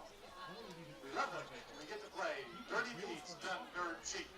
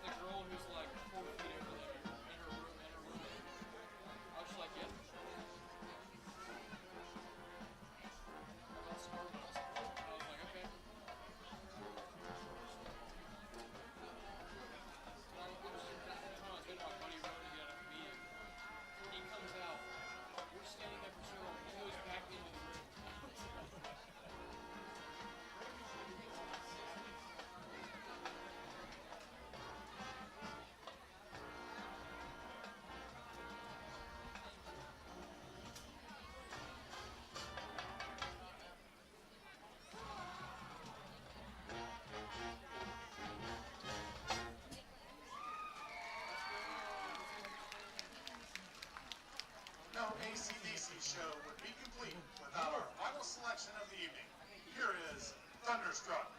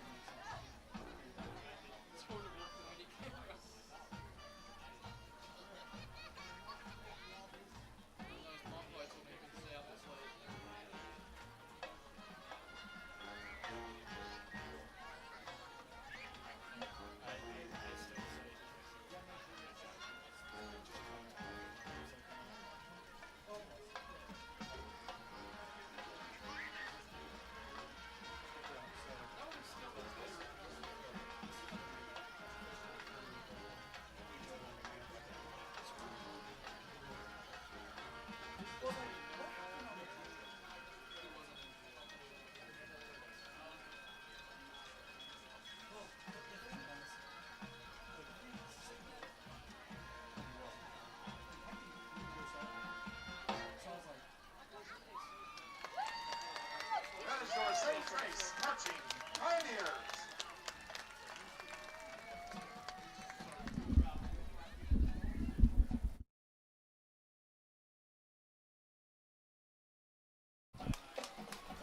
Halftime here at Zane Trace wrapping up as the first half was great football that we watched there. 16-13, Zane Trace leads over Piketon. Carson Francis and John Bruce back with you now, getting ready for the second half. John, what did we see in the first half? Yeah, it was pretty well played football. A lot of stuff on the ground, especially for Zane Trace, but they showed Gunnar McCullough was able to move the ball through the air on that last possession that set them up to get the 32-yard field goal from Judah Hanks. I'll say one thing. If you're on what apparently has been our game so far, the field goal kicking has been very good. I mean, there's only been one miss, and it was probably outside of someone's range. But for the most part, when the kids are setting up for field goals, they're knocking them down. That was a really beautiful kick. Great camera work by Kenneth Hay to be able to get the angle of it as well. So, for Zane Trace, they did a good job moving the ball on the ground.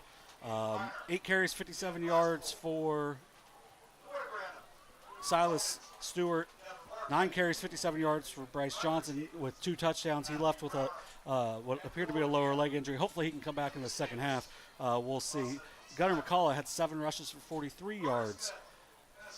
He also was 3 for 4 for 39 yards. Did a good job of getting them set up there, as we said, for that last field goal. For Piketon, Luke Gallion, 7 of 13 for 79 yards through the air with 1 touchdown. His touchdown was a 5-yard connection with Mason Thacker, who had 4 catches for 29 yards in that first half. Buddy Wilson, 11 rushes for 40 yards. And then Luke Gallion had 12 rushes for 40 yards and 1 touchdown as well. Start the second half, it'll be Piketon's ball. It looked like they had the momentum, but then that really excellent drive to finish the half by Gunnar McCullough and the Zane Trace Pioneers to take the lead back. A 32-yard field goal from Judah Hanks as time expired in the second half gave the Pioneers the lead.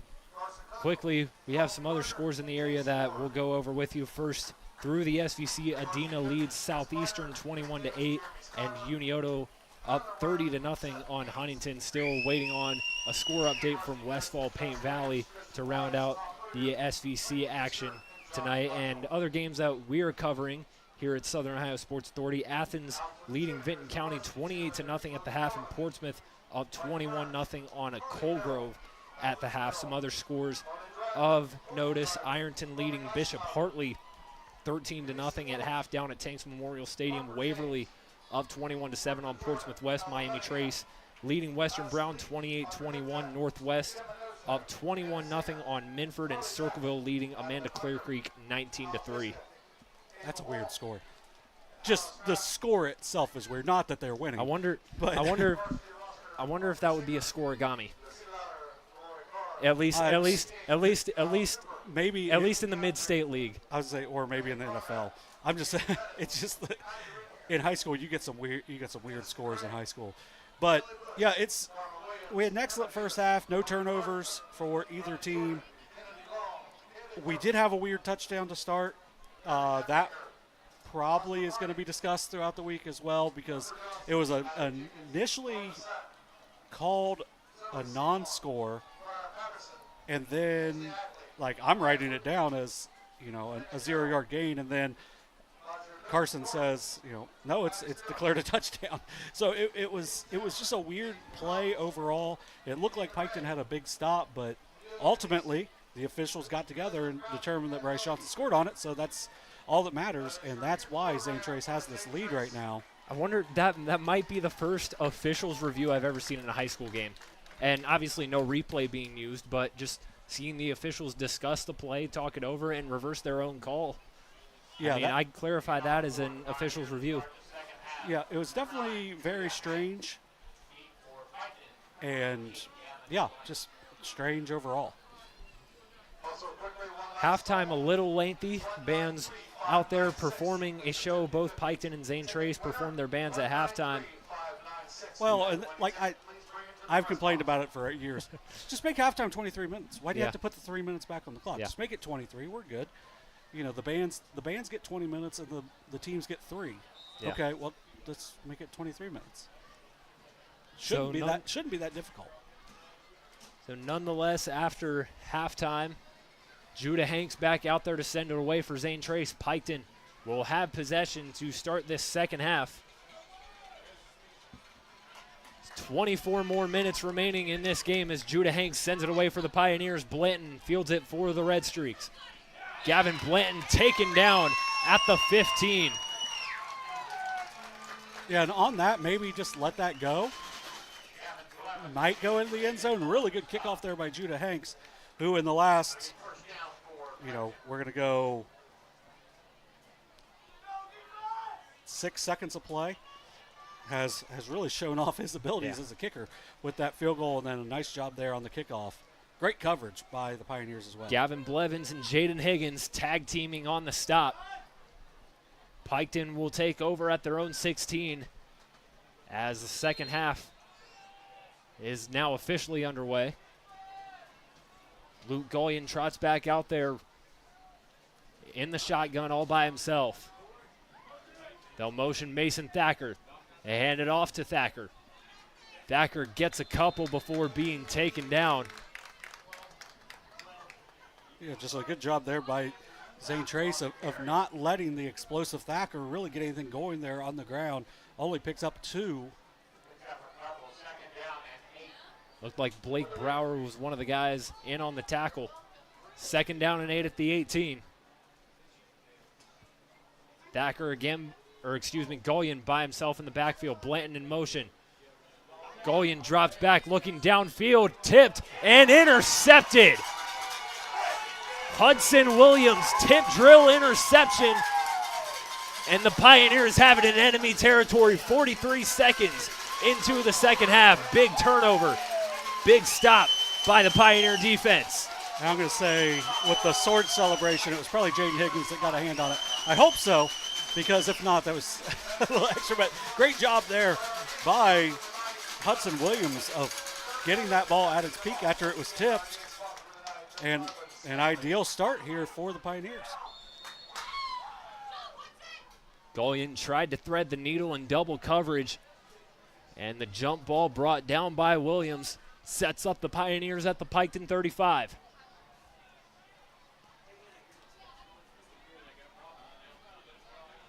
McCullough back out there. Bryce Johnson back out there as well. McCullough gonna keep it himself. Gunnar McCullough up the middle. Gunnar McCullough taken down inside the 15. We've seen what Gunnar McCullough can do with his legs, and he shows it once again on that play. Yeah, he had a 29-yard carry to end the first half. Gets 20 yards right there as he's up to 63 yards on the ground. I will say one thing. Bryce Johnson being back in the game is really good because he did not look happy coming off the field late in the first half. But looks like he's healthy and ready to go. 1st and 10 at the 15. Johnson to the left of McCullough. They motion Peyton Dotson over. McCullough gonna keep it again, being chased down from behind. Ball's loose and recovered by the Redstreaks. Gavin Blanton on the recovery. Connor Daniels popped the ball loose. That was who I was going to say. I thought caught it loose. Big time change of possession there. As we had said, right near the end of halftime, we hadn't had a turnover. We have back-to-back turnovers here to start this second half. Yeah, I don't know if Kenneth caught it on camera, but Connor Daniels, backside defensive end, chased McCullough down from behind, popped the ball out, and puts it in perfect position for Gavin Blanton to scoop it up. So Piketon's offense is right back out there. 2 possessions, 2 turnovers here in the second half. Piketon takes over at the 19. Gullion hands it off. Buddy Wilson trying to get outside. Not much on that carry. Silas Stewart taking him out of bounds. Yeah, we're going to give him 2 on that. Up to 42 now on the night for Buddy Wilson. Nice job there by Silas Stewart getting out there. One of those guys that plays pretty much every play of the game. Silas Stewart has really been impactful here tonight. Piketon goes right back to work, 2nd and 9. Buddy Wilson. Buddy Wilson up the middle, breaking tackles. Buddy Wilson powers his way forward for a first down. You're 13 on that game by Buddy Wilson. And really, it's not a lot of, like, quick cuts, but it's just he's so strong on every one of his cuts, he's really difficult to bring down. 1st and 10 at the 33 now. Gullion looking, scrambles to his left, trying to get outside, still looking downfield. Short pass complete. Taken down by Cohen Larson. It was Jace Johnson on the reception. Yeah, his 3rd catch. That one only for a couple yards, but anytime you can get anything positive on first down, it is a good thing. They're actually going to give him, it looks like, about 3 on the play. 2nd down and 7. At the 36, Gullion hands it off. Wilson again. Wilson getting to the outside. Bowling ball Buddy Wilson lowers his shoulder, powers his way to a first down. Flag down in the backfield. Yeah, right now would be a gain of 11. It will not be a gain of 11.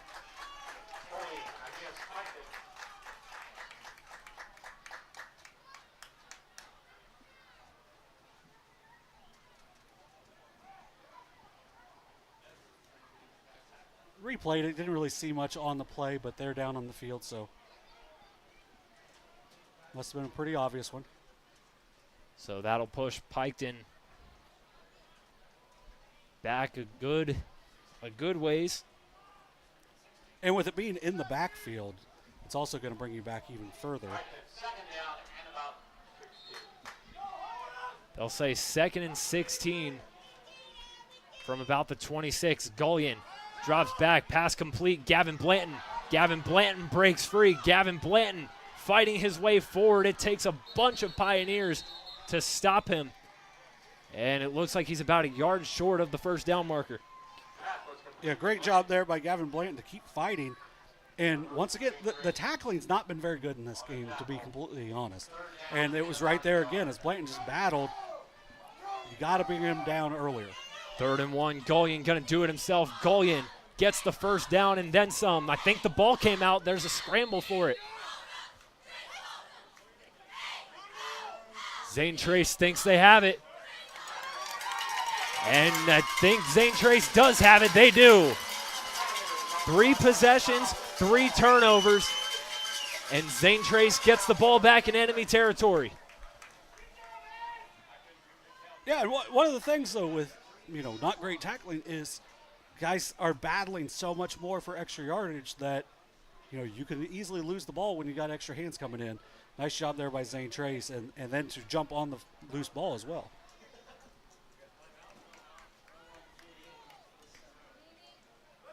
First two possessions of the second half for Piketon. Interception, fumble. Both result in Zane Trace taking over in enemy territory. It's 1st and 10 at the 48. McCullough and Johnson in the backfield. Snap is low. McCullough had to scoop it up out of the turf. Gets it back. Nice recovery from Gunnar McCullough. Picks up a few yards out of what could have been a disaster. Yeah, I think Nathan Schrum on the play, I think was the one that was able to make the play on the outside. Good job there by Gunnar McCullough to get anything positive after that low snap. They'll give McCullough 4 yards on the carry. Up to 67 now on the night. Gunnar McCullough has been doing a lot of work with his legs. 2nd down and 6. McCullough hands it off to Bryce Johnson. Bryce Johnson bouncing outside. Bryce Johnson fighting his way forward and out of bounds, taking down the official in the process. 1st down Pioneers. And one of our referees took a fall on that play. He's slow to get up. It's officially going to be a gain of 12 on the play for Johnson to give him 69 yards on the night. Once again, really good to see Bryce Johnson back in action after coming out. It didn't look good for Bryce Johnson coming out of the first half, but we're all glad he's back in there going to work in this second half. Yeah, the timing of the injury was probably the best thing because, like we said, get time, at the half, give you extra time to recover.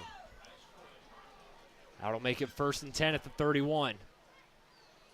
McCullough hands it off. Johnson doesn't have much room. It's a little stalemate there. Late whistle. Definitely a slow whistle from the referees. They'll give Johnson a gain of 1.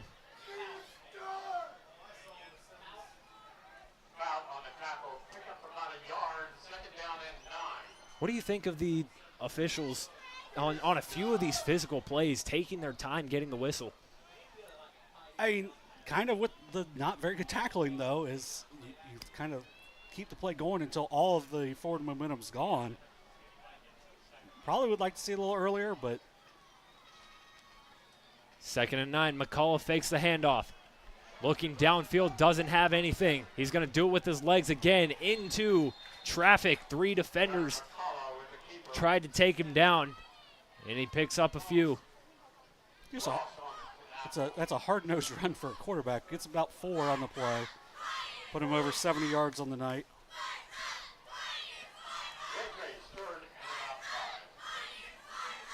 But, if you're Coach Weirs, you probably don't want to see your quarterback do that after he just missed 2 games with a shoulder injury.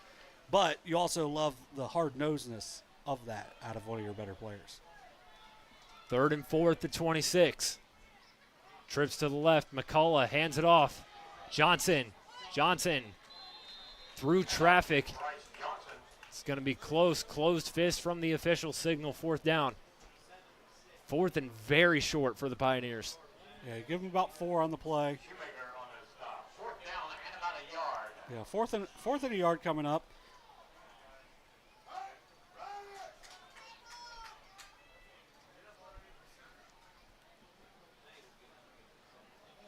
McCullough takes the play call. 15 seconds on the play clock. 4th and very short.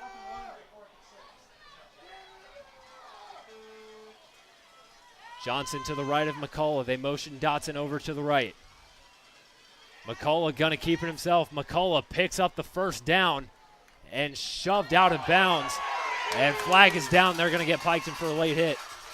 Yeah, you had him held up. It was gonna be a 1st down anyway, but just keep the play going. And maybe that's where the late whistles may have made it to where the players are thinking, hey, we gotta keep playing until the whistle.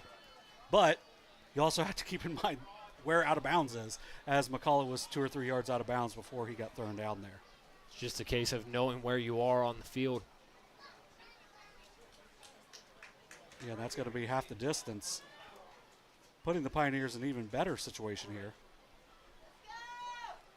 Pioneers already marching towards the red zone. They are in the red zone now, awaiting the spot. Should be about the 10.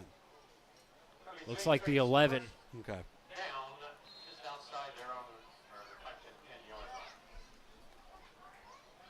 First and 10 for the Pioneers. McCullough hands it off. Bryce Johnson.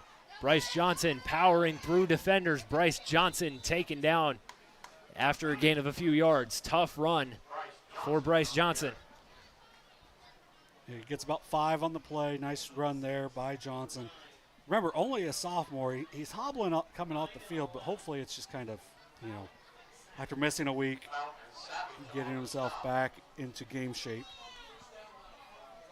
Put Silas Stewart back in the backfield. Second down and 4th to 5. McCullough hands it off. Silas Stewart navigating. It's taken down, it looks like around the 2. About a gain of 4. Still can get 1 more yard before the first down.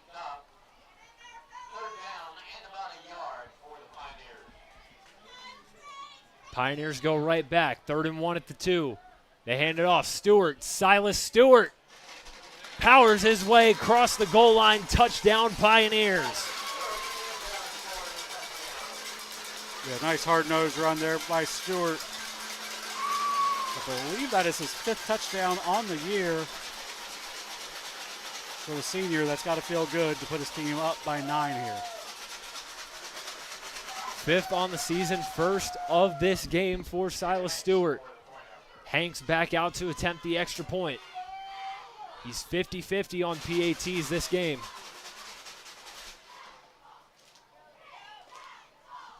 Kick is away, and it's good. Judah Hanks sinks the PAT to put the Pioneers up double digits. 5:40 remaining in the 3rd quarter. You're watching Ohio High School Football on Southern Ohio Sports Authority, presented by Ohio Health. This broadcast is brought to you in part by Willie and Son Trucking. Willie and Son Trucking has been a proud supporter of local student athletes, coaches, and athletic programs throughout its history. Be sure to look out for the Shack Athlete of the Week, presented by Willie and Son Trucking, each week at sosaohio.com. Caleb Williams has transferred to Wendy's for the new loaded nacho cheeseburger. This burger's my inspiration, and I just hope to inspire you. Oh, you have inspired us.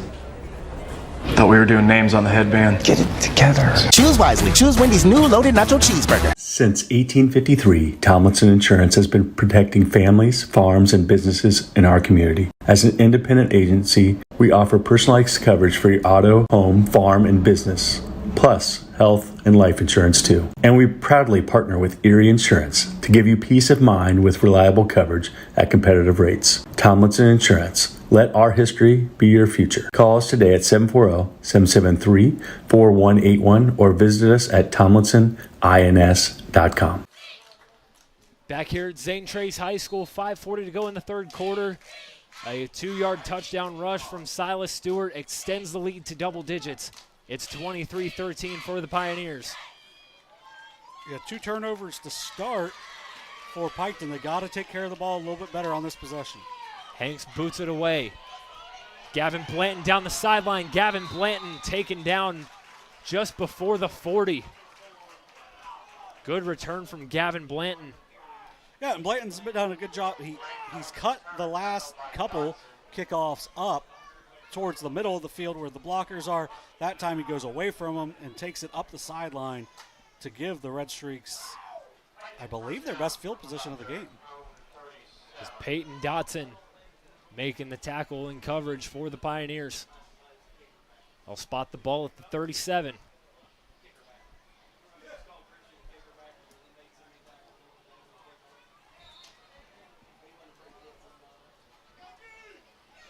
Zane Trace, after an 0-3 start to the season, looking to bounce back, go 2-0 in SVC play. Piketon with some work to do. 1st and 10, Gullion, bad snap, handoff to Wilson, taken down. Maybe got back to the line of scrimmage. Loss of about 1. Silas Stewart on the TFL. Yeah, this Zane Trace team, you can't have a bad snap on it because the bad snap only makes it to where this hungry defense led by Silas Stewart is able to get into the backfield that quickly to put you behind the chains to get started here on this possession. 2nd and 11. Gullion looking, got Thacker out on the screen. Mason Thacker picks up a couple. Not very many, but gets them past the original line of scrimmage. Yeah, just try to get the ball out to one of your playmakers very quick. They do a good job of it, getting Thacker the ball in the backfield. He picks up about 4 on the play. His 5th catch of the night. Only 34 yards, though. So they've done a really good job of bottling him in besides the one touchdown. 3rd down and 7 at the 40. Gullion rolling out. Pass to the outside, incomplete through the hands of Mason Thacker. And it'll be 4th down for the Redstreaks.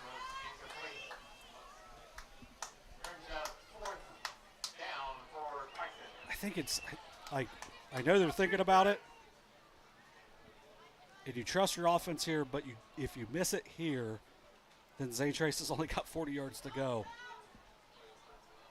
It's a tough call just because, time is running lower, but you still got 4:20 left in the game, 4:27. Head coach Tyler Gullion leads his offense out on the field. 4th down and 7. Gullion drops back. He's looking downfield, escaping. He's going to try with his legs. Gullion, big 1st down pickup. Gutsy play call from Tyler Gullion. Pays off for the Redstreaks. Yeah, and Luke Gullion picks up a 1st down. He needed 7, gets 8, and the last 2 he gets by running through a defender to pick up that big-time 1st down to keep his team really alive in this contest. How many times have we seen that from Luke Gullion tonight? Gullion drops back now, 1st and 10. Going downfield for Johnson. Jace Johnson wide open, slipped through his hands. Jace Johnson would have walked into the end zone had he caught that ball, but instead it slips through his hands. That play call was just brilliant because you've been throwing bubble screens to Thacker, and so they're jumping on it pretty quick, and Johnson just releases, but he's unable to bring it in. That was a really good thrown ball, or really well thrown ball there by Gullion. 2nd and 10. They hand it off. Buddy Wilson fighting his way forward, but only a pickup of about 2. Good job by the Zane Trace defense to stick with it. Evan Miner in on the tackle. Makes it 3rd and 8 at the 50. Gullion fakes the handoff. Gullion escaping pressure. Gullion is going to do it with his legs once again. Here we go. Luke Gullion grabbed up. Evan Brower on the hustle play. Reaching out, grabbing the jersey of Luke Gullion from behind and bringing him down for a stop. It's just big and strong right there by Brower. Does a great job of not grabbing in for a penalty. It just grabs the jersey. Good hustle there as well from, showing the lineman got a little speed to him as well. Piketon will keep the offense out there. 4th and 6. Under 3 minutes left in the 3rd quarter. Gullion looking downfield. Pass complete. Thacker, big hit. Aiden Dunn gets the job done for the Zane Trace defense. Yeah, Dunn gave him a little extra space. As soon as he catches it, just jumps all over it. Big time play by Aiden Dunn. Now the Pioneers in really good field position here late in the 3rd. Piketon goes for it on 4th down once in the drive and successfully does so. But Zane Trace doesn't let it happen a 2nd time. And they take over at their own 46. Yeah, score here, and Piketon's in big trouble. So a big defensive stop for the Redstreaks is needed. 2:50 left here in the 3rd. This is a big drive for the Pioneers to extend the lead to 3 scores. McCullough hands it off. Johnson stopped in his tracks. Piketon's defensive line drove him back, said, "You're going nowhere." I think Braden Scott was the first one on it. The DN does a great job jumping on it, and that ends up being about a 4-yard loss. And honestly, in high school football, you almost never have a 4-yard loss. They almost always give you as much forward progress as possible. So that just shows how quickly Scott got into the backfield there. Zane Trace offense looking to bounce back. Johnson still in there to the left of McCullough. Piketon sends the house. McCullough trying to do it with his legs, going almost nowhere.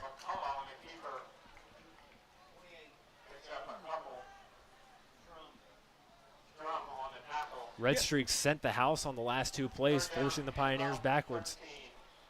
Yeah, because really McCullough right now, he's thrown 4 passes on the day. I can't remember exactly on the incompletion, but the 3 completions have been play action and rollout. So if you're getting on it quickly, it's going to make things a lot more difficult for him to get out and get on the move. So you can kind of sell out to try to stop the run. And good job by Piketon in the last 2 plays. 3rd and 13 at the 43. McCullough hands it off. Johnson. Johnson's got some room to run. Bryce Johnson. Power football from Bryce Johnson and the Pioneers. Big first down. Yeah, and if you're Piketon, you can't have that. I mean, it's a draw play on 3rd and 12, and he picks up 16. It wasn't close to not happening there. So you got to make sure that you're a little more disciplined defensively on that play. Nice job, though, by Bryce Johnson. Getting close to 100 yards on the night. Less than a minute to go in the 3rd. 1st and 10 at the 40. Here's Silas Stewart. Through traffic, they're trying to push the pile forward. Picks up about 5 yards on the carry. Yeah, we don't have their sizes in front of us. But for running backs, especially in this area, big is kind of the size for Johnson and Stewart. So, Johnson goes out, gets a quick drink, and then Silas Stewart comes in, who is pretty much the exact same size. Like, that can't be fun for a defensive front to play against. 7-second difference between game clock and play clock. Zane Trace will have to run one more play in this 3rd quarter. High snap, McCullough, keeper.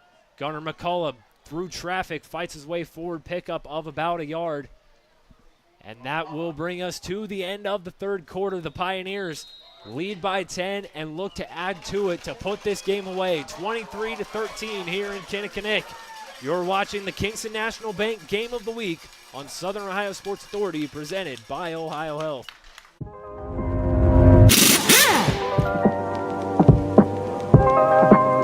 Hey, Mike Glockner here from the Glockner family of dealerships. Want to talk to you about our express service that we offer at every Glockner location. Did you know that you don't need an appointment if you need a routine service done to your vehicle? All you have to do is show up. No appointment necessary. Stop by and let us serve you at any Glockner location today. Richard. Countless nights in the garage. 8 shiny new pistons. 1 very happy 16-year-old granddaughter. And 2 years since starting cancer treatment at Ohio Health.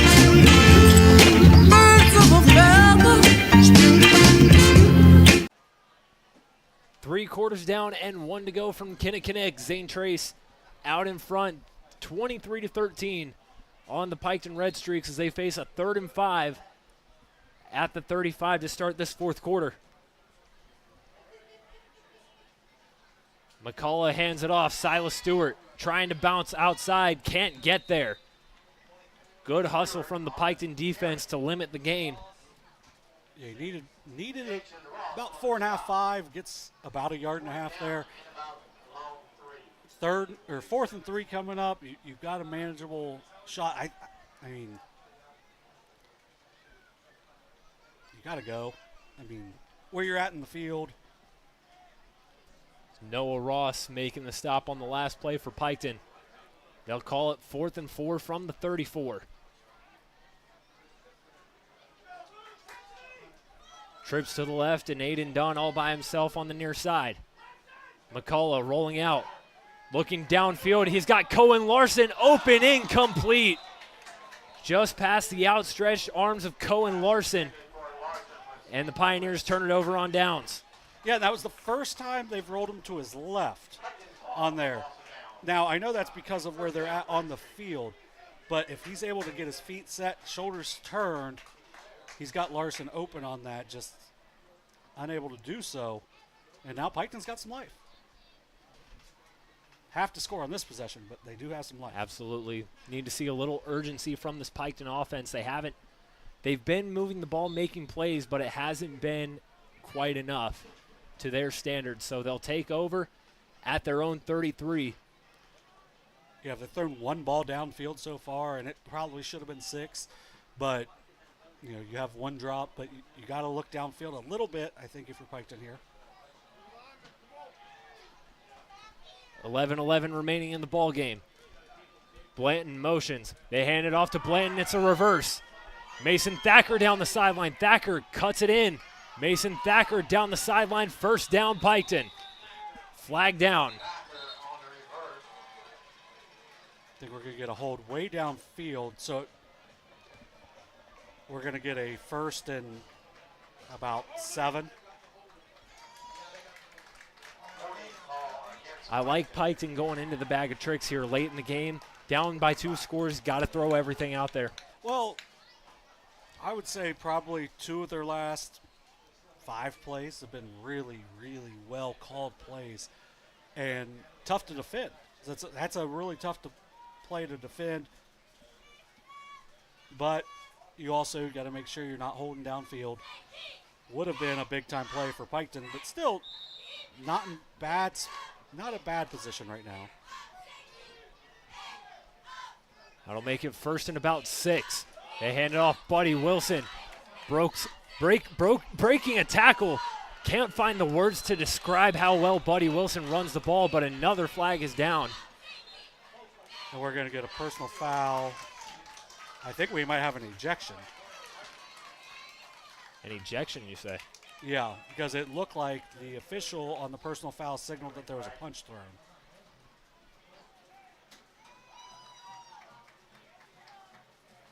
It's going to be on Piketon. And that wouldn't have been the first time I've been to a football game at Zane Trace and seen someone get ejected. That happened last year in the playoff game against Purcell Marion.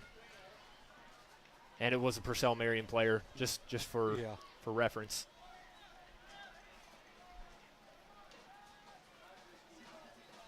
It must have been just a shot to the head, but also way downfield. And now you're still at a, first and about 13.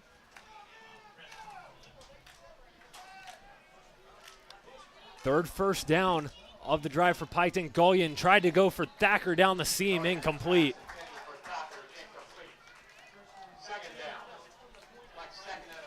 Yeah, and what really hurts if you're Piketon, you just had 2 really, you had the double reverse. It was got about 13 yards on the play, but you got called back because of a hold.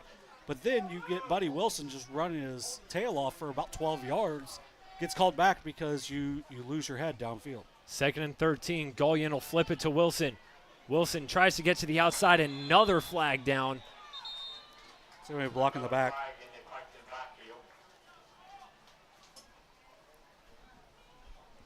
This is a very important drive for Piketon, but they're limiting their progress because of all these penalties. Self-inflicted wounds. Yeah, Nezareth did a really good job of getting to that ball quickly, which leads to him getting blocked in the back. He gets past his man, and then his man has to try to make a play, and by that time he's already past him. So that pushes Piketon back to their own 15, 2nd and 28 for the Redstreaks. Gullion looking downfield, trying to avoid pressure. Throwing out of a tackle is Gullion, incomplete. It's Evan Brower on the pressure. This Zane Trace defensive line showing no mercy in the Piketon passing game.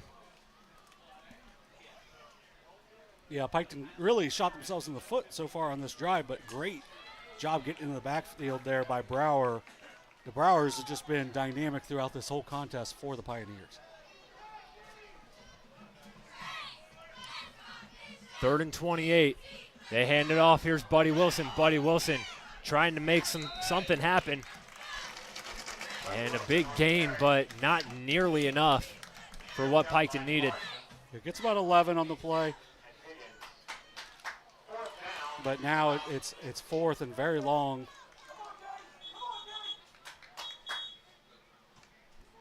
And before a 4th and 16, an official stoppage as Jaden Higgins come out of the game limping a Looks little like bit. he's cramping up. But the nice thing for Coach Weirs is now you get to put your quarterback in, who's one of the best DBs in the league. Just you're limiting him right now because coming off an injury. McCullough in at safety.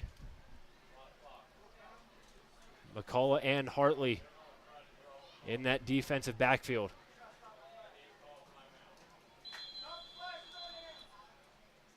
And we'll have a timeout called by the Redstreaks, and we will take it with them. 23-13 here at Zane Trace. You're watching Ohio High School football on Southern Ohio Sports Authority, presented by Ohio Health.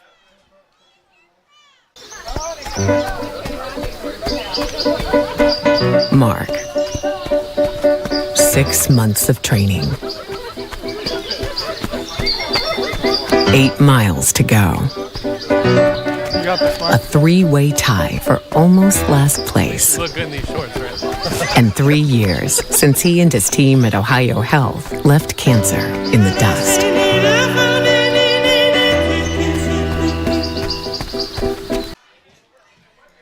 Back here at Zane Trace High School, 10 minutes, 4 seconds remaining in this ball game. Zane Trace still in front, 23-13.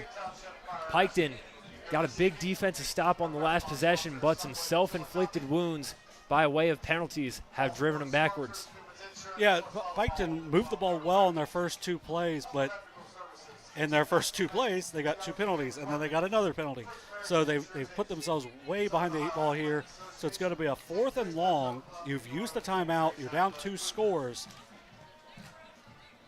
It's really the game right now because you don't get the first down here. Zane Trace gets the ball at the 28, and you know they're in scoring range. But a first down keeps Piketon alive. They've only thrown the ball downfield about 3 times. And we've seen that Gullion. Obviously, we've seen it all year, but this game we've seen that Gullion can throw it downfield if they need to. Just Piketon's receivers haven't really been able to connect as much as they would have liked. You look back at the wide open pass to Jace Johnson that he pretty much walks into the end zone if he reels it in, but just can't hold on to it. Yeah, we're going to have a longer delay. Don't really know why, but I think it may lead to a punt here for the Redstreaks. And it will as Tyler Gullion. Which I think is the right call because you trust your defense here because if you don't pick it up, it's 4th and it's 16 on the board. That's you haven't picked up 16 yards on a play yet tonight. Head coach Tyler Gullion sends out the punt team.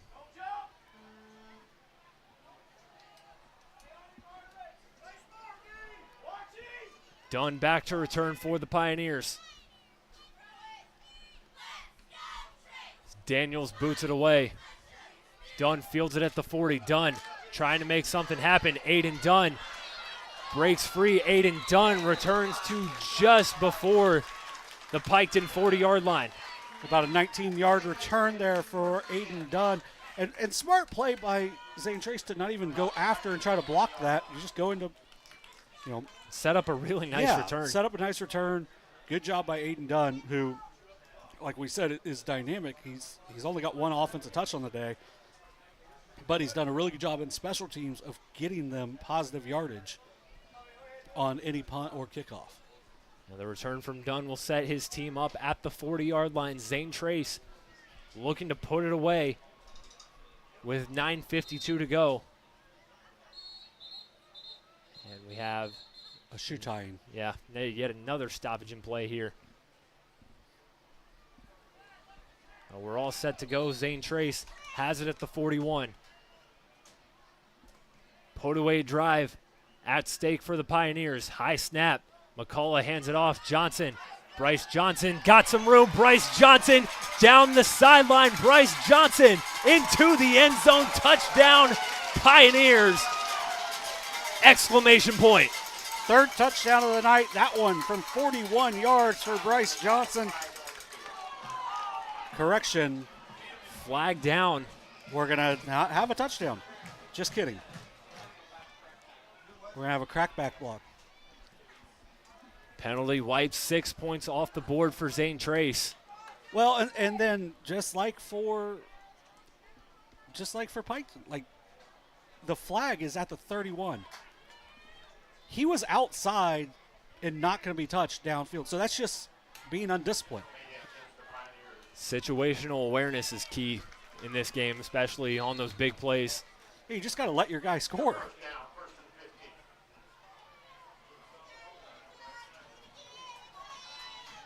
So that makes it 1st and 15 at the 45 for the Pioneers, 9:43 remaining.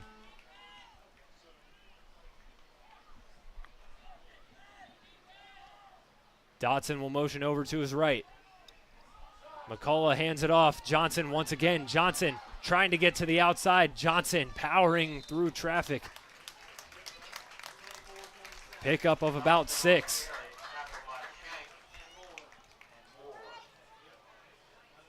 And if anything, if you're Zane Trace, obviously you hate that the score's wiped off the board, but now you have a little more time to maybe work the clock down a little bit in a short field and, milk the clock, and you have more time to score, put the game away. It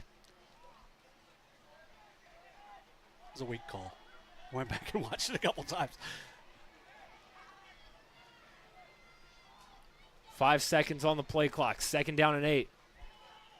Handoff, Silas Stewart. Silas Stewart puts the hit stick on a defender and picks up a first down. But Silas Stewart's slow to get up.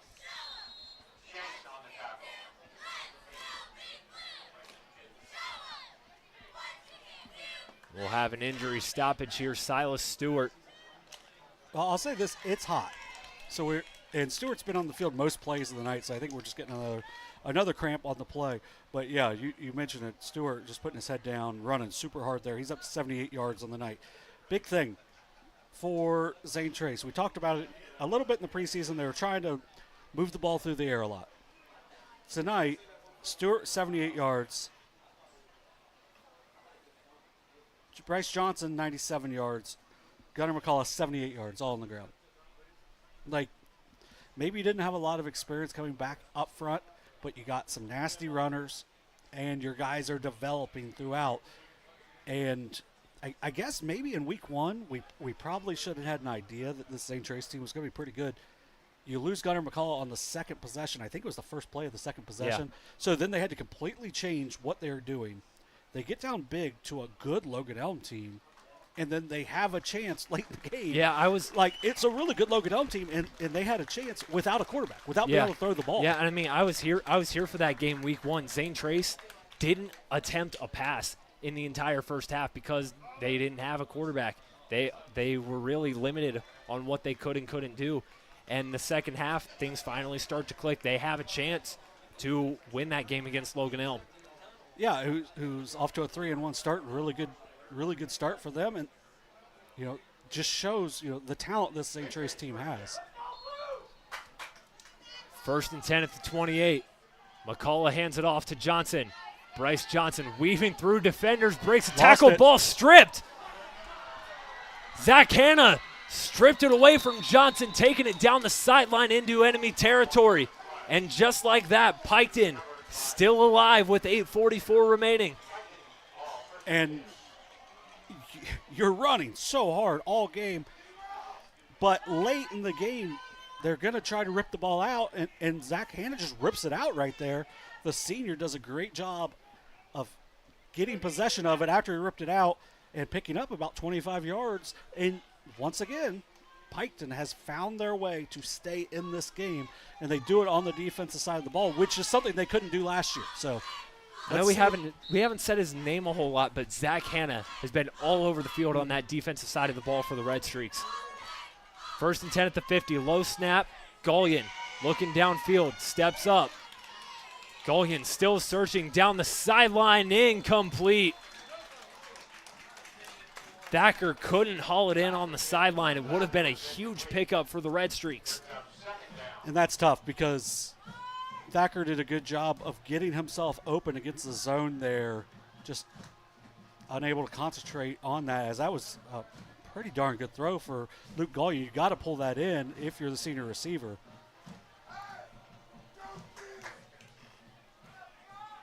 Second and 10 at midfield now. Gullion hands it off, Buddy Wilson. Buddy Wilson through defenders, pickup of about 8. And he's up to 75 yards on the ground. Now you got a third and manageable here. You got plenty of time if you're the Redstreaks, especially if you get in the end zone here. Very solid first game back for Buddy Wilson. They'll call his number once again. Wilson trying to get to the outside, cuts it back, picks up a first down and then some. Yeah, another 7 yards there for Wilson. He's up to 82 on the game. We're going to have another injury timeout. But you've got, the clock's still running.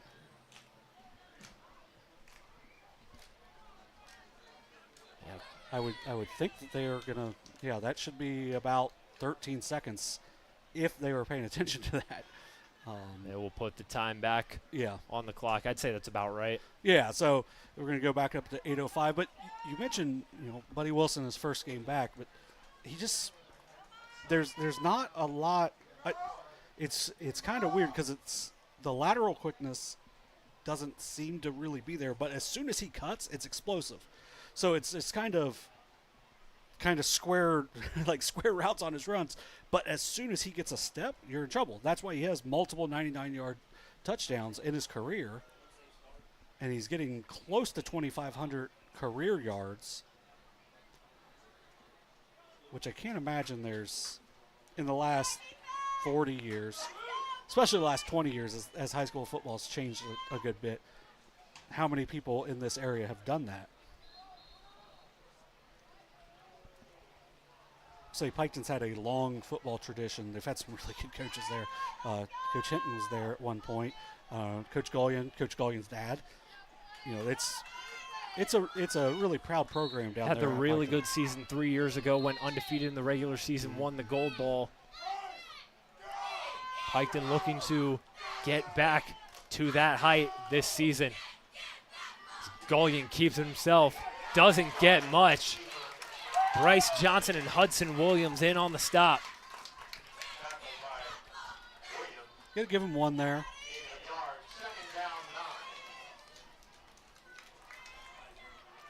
I mean, you still have a lot of time, but I would like to see something a little quicker here for the Redstreaks. Because Zane Trace is going to run the ball when they get it, so they're going to be able to take a lot of time off as well. Trips to the right side. Gullion, low snap. Looking downfield, deflected.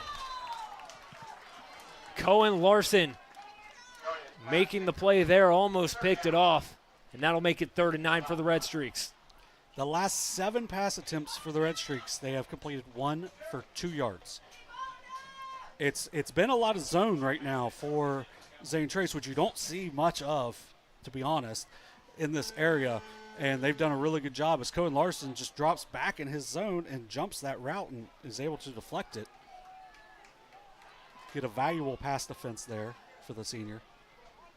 3rd and 9 at the 34. Gullion drops back, trying to set up a screen for Wilson. Zane Trace covered it perfectly. Gullion gonna do it with his legs. Luke Gullion, power football, picking up the first down.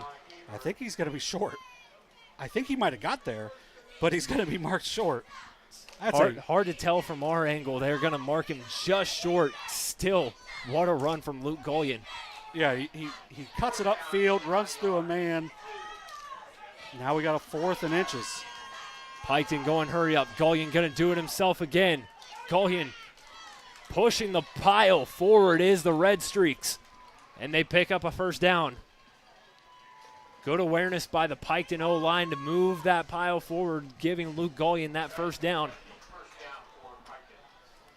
That'll make it 1st and 10 at the 24.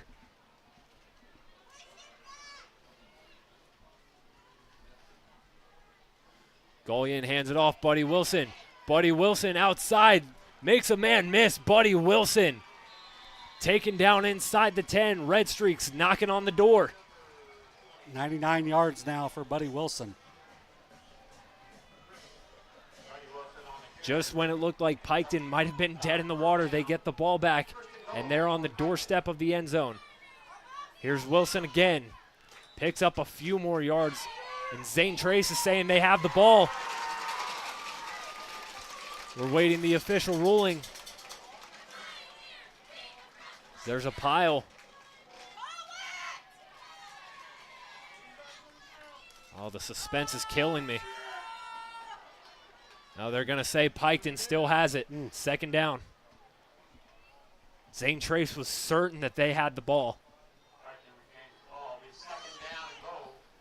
Coming up on 6 minutes remaining. Second and goal at the 5. Savage in the backfield now for the Redstreaks. Golian fakes the handoff. Going to do it himself. Luke Golian taken down at about the 2. It was Gunnar McCullough making the stop.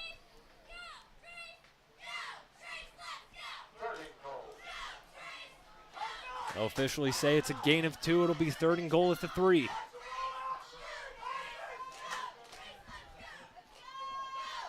They have Connor Daniels in as a lead blocker. Golian on the keeper. Golian finds his way into the end zone. Touchdown, Redstreaks. Luke Golian does it himself from 3 yards out, and just like that, the Redstreaks are back within 1 score. Yeah, they keep themselves in the game. Nice job there.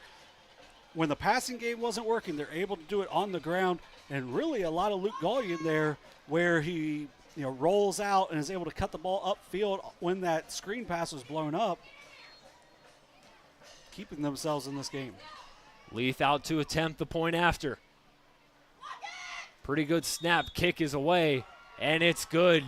Andrew Leith 2 for 3 on extra points, and the Redstreaks have it within 3 with 5:38 to go. We'll step aside. You're watching Ohio High School football on Southern Ohio Sports Authority, presented by Ohio Health. Glo Fiber is now in Ohio. And with gig speed fiber internet, we're keeping things real. As in real, reliable speeds. Real people who really want to talk to you. Not to mention, real simple pricing. Switch to Glo Fiber today to get real fast, real reliable fiber internet and your first month free. Glo Fiber is here. Welcome to Glo Ohio. Call 1-833-WANT-GLO or visit glofiber.com to switch today.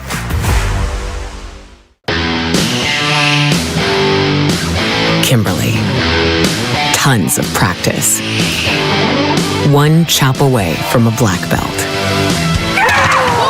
7 of the best sidekicks. And 5 years since her cancer diagnosis at Ohio Health.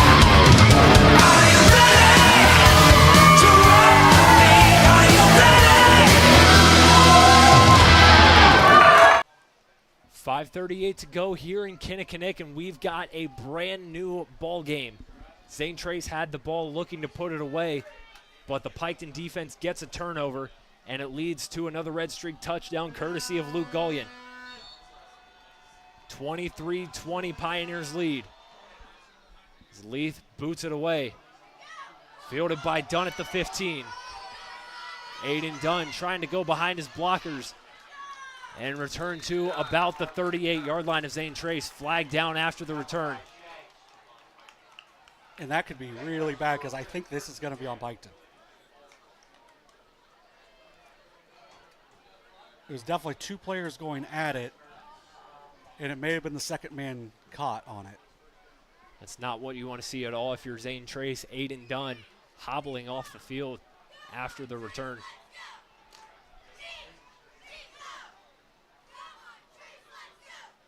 And they're going to call the penalty on Zane Trace. Well, it's going to be offsetting. Okay. And I mean, there wasn't a lot there anyway, but the fact that they called it on both is big. But yeah, a lot of cramping tonight for Zane Trace, especially late as it looks like Dunn's just going to be taking care of them that way. But they've got to get some big blocking on the outside as obviously you're going to be running the ball here. I think really 2 first downs, and it may do it, but Pioneers insert Mason Hartley in at receiver. 1st and 10 at the 38. They hand it off to Johnson. Bryce Johnson picks up maybe a yard, taken down by a swarm of defenders. He's up over 100 yards now on the night for Bryce Johnson. We thought he was way over, but we had the block and the crackback block. And now you look back on that. That was a costly penalty. Yeah. It was the game. If he scores that, the game's over. It's a 3-score game at that point. But now, under 5 minutes to go here at Zane Trace. McCullough takes a snap, trying to get to the outside, taken down, flags down. They're going to get a horse collar. Either horse collar or face mask. Yeah. How? Whoa. All right.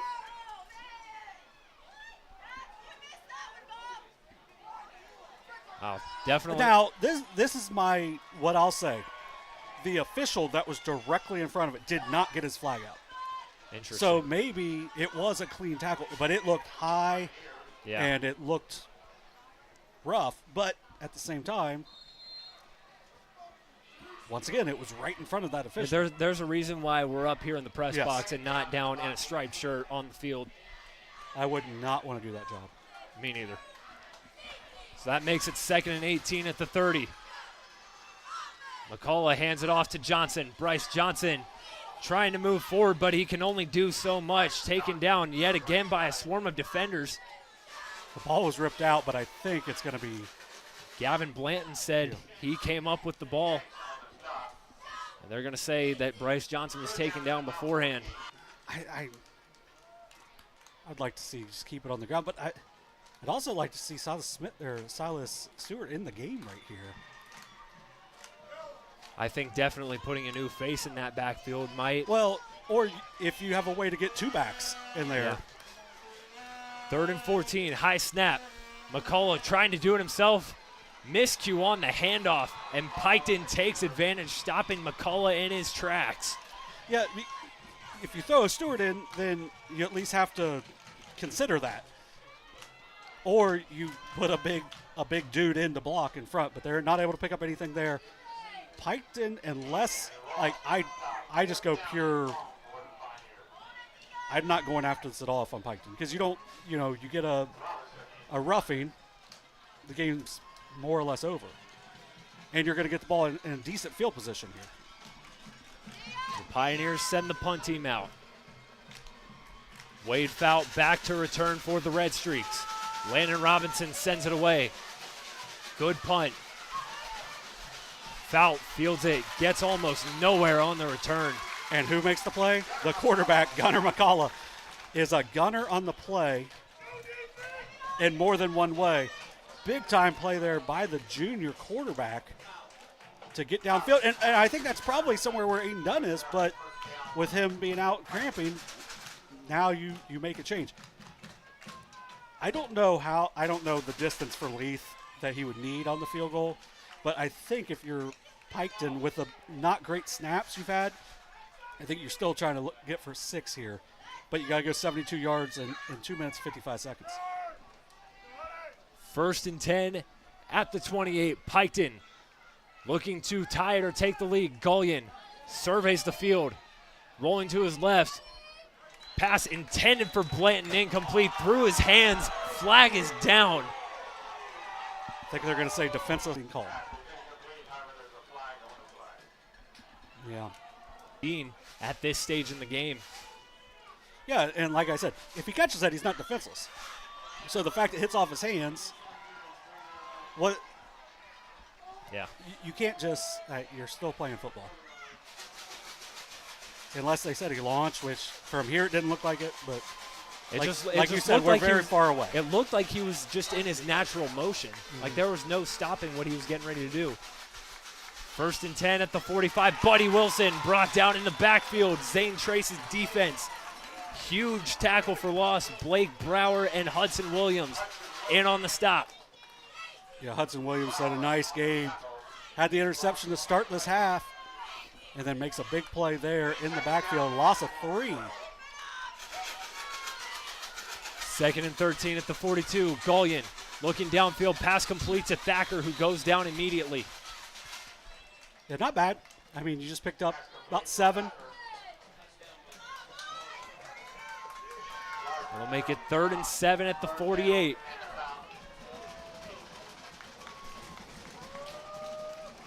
Two minutes remain here in Kinnickinnick. This home crowd making a lot of noise.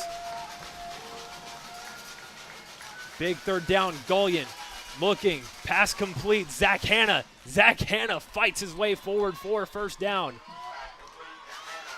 It's about 9.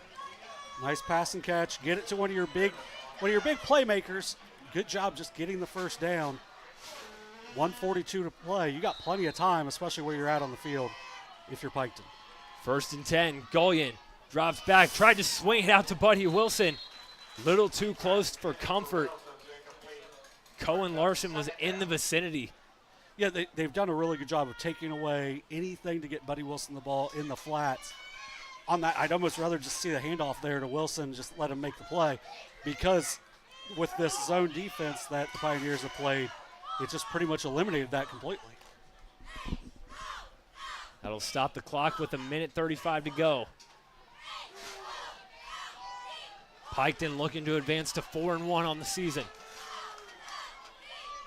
2nd and 10. Gullion flips it to Wilson. Wilson stopped in his tracks, trying to fight his way forward. Does for maybe a yard or 2 on the play.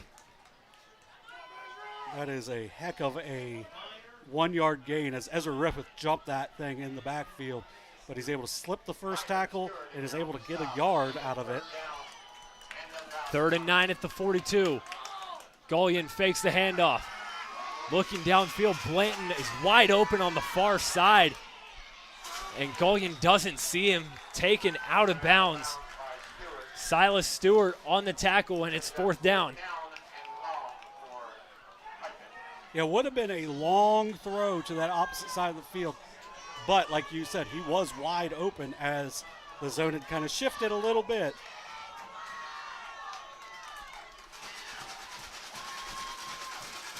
So the Redstreaks down to their last breath. 1 minute, 2 seconds remaining. 4th and 9 at the 42. Raucous crowd here at Zane Trace. Gullion rolling to his right, fires downfield. Incomplete.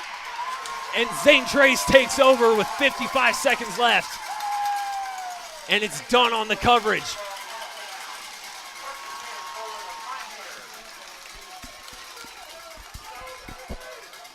Yeah, and this Piketon team they do a lot through the air, just unable to really get anything going in the air tonight. Outstanding coverage downfield by Zane Trace throughout the night, as they really only had the one guy open, which, 2 timeouts left for Piketon. Aiden Dunn came off the field cramping, and it looked like Zane Trace was missing his presence out there, but he comes back in for that last defensive possession, makes a big play in coverage to force a turnover on downs. Piketon still with 2 timeouts to work with. Zane Trace has to kill 55 seconds. McCullough and Stewart in the backfield. High snap, they hand it off to Stewart. Stopped almost immediately. Connor Daniels in the backfield. Timeout Redstreaks.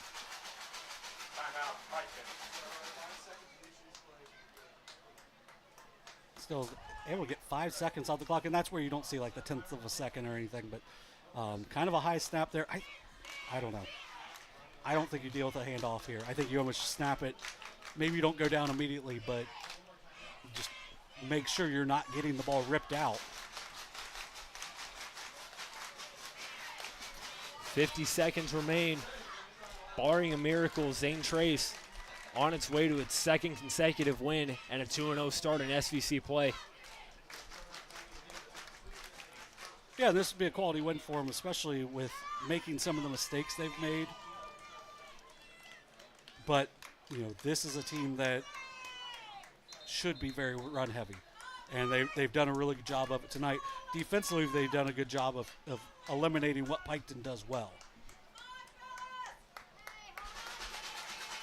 But you got to hold on to the ball here. 2 more plays at least. 50 seconds remaining, 2nd and 10 at the 42. McCullough looks back at the sideline. Play clock down to 10. McCullough takes a snap, handoff Stewart. Stewart fights his way forward, gain of maybe a yard or 2. And with 45 seconds left, Tyler Golian will burn his last time out. And now you can imagine, as you said, maybe you don't go down right away. Got to have good blocking up front, but you take the snap, kill a few seconds, make sure you get enough time to where if you go down, you can just kill the rest of the clock. You got to get 5 seconds off the clock because the play clock starts at 40. I think you snap it, you go back 2 or 3 yards, take a knee, and the game's over. Like, just don't even take a hit. Because if you go and immediately get tackled, you're going to at least have to run 1 more play, which at that point you still could go back, take a snap, and take a knee. So realistically, the game should be over. But these are 16, 17, 18-year-old kids. Zane Trace. And also you have officials that aren't professionals. Although I'd argue the NFL ones aren't professionals either. Zane Trace has done a fantastic job fighting through adversity, having the touchdown called back, some maybe questionable penalties on their side, but they've kept their head down and fought through adversity. McCullough gets to the outside, goes down with 40 seconds remaining. That should be it. Yep. McCullough goes down, and the Pioneers will watch the clock bleed out the rest of the way. An inspirational win for the Pioneers here on their home field. Pioneer power alive and well in Kinnickinnick as Zane Trace moves to 2-0 in SVC play.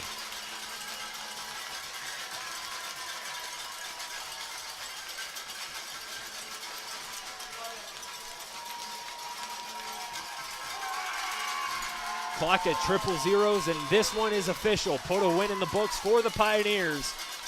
23-20 over the Piketon Redstreaks. Yeah, a nice win for Zane Trace.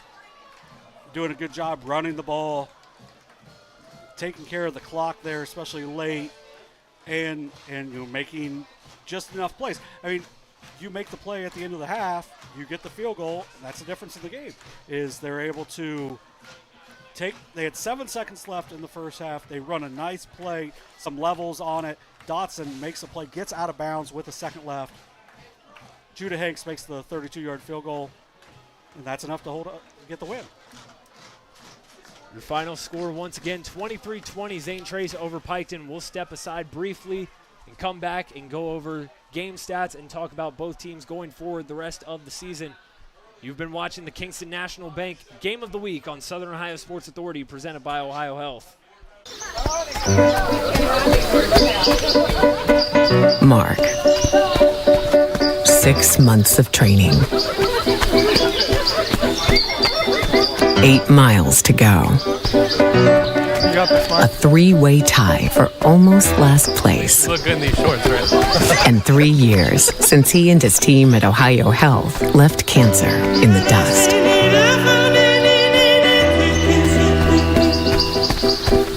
If there's not a Parmar store near you now, there will be soon.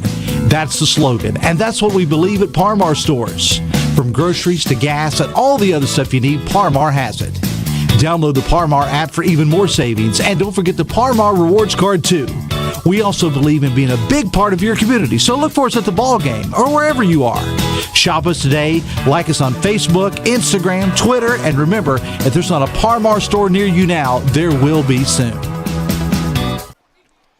Back here at Zane Trace High School, your final score once again, Zane Trace 23, Piketon 20. The Pioneers move to 2-0 in SVC play, 2-3 overall. Carson Francis with you alongside John Bruce. John, Your final thoughts on this one?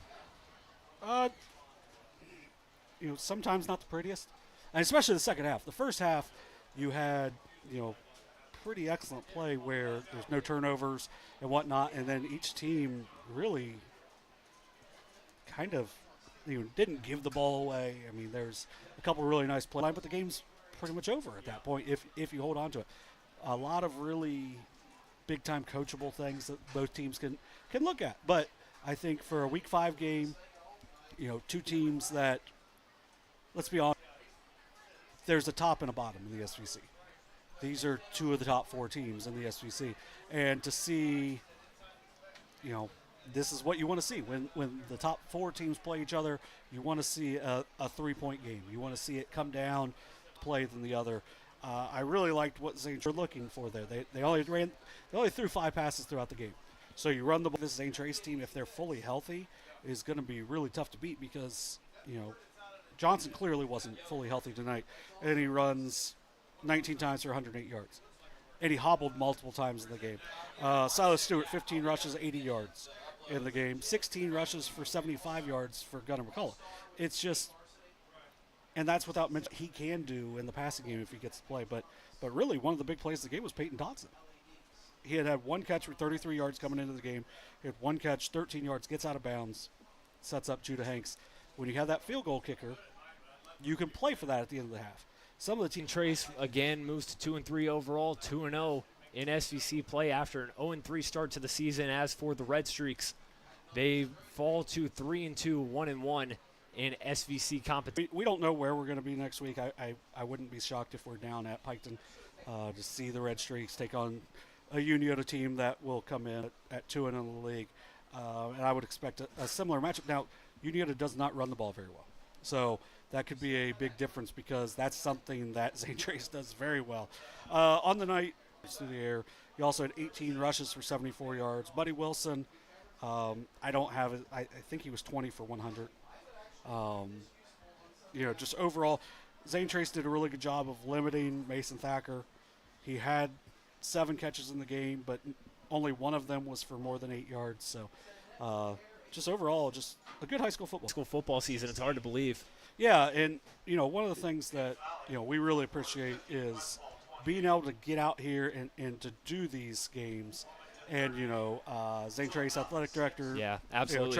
Shout out to Trevor Thomas and the Zane Trace athletic department. Really, they're really good to us tonight, and the hospitality here at Zane Trace off the chart in football season. Hey, have you been to the Gathering Barn out in Kingston?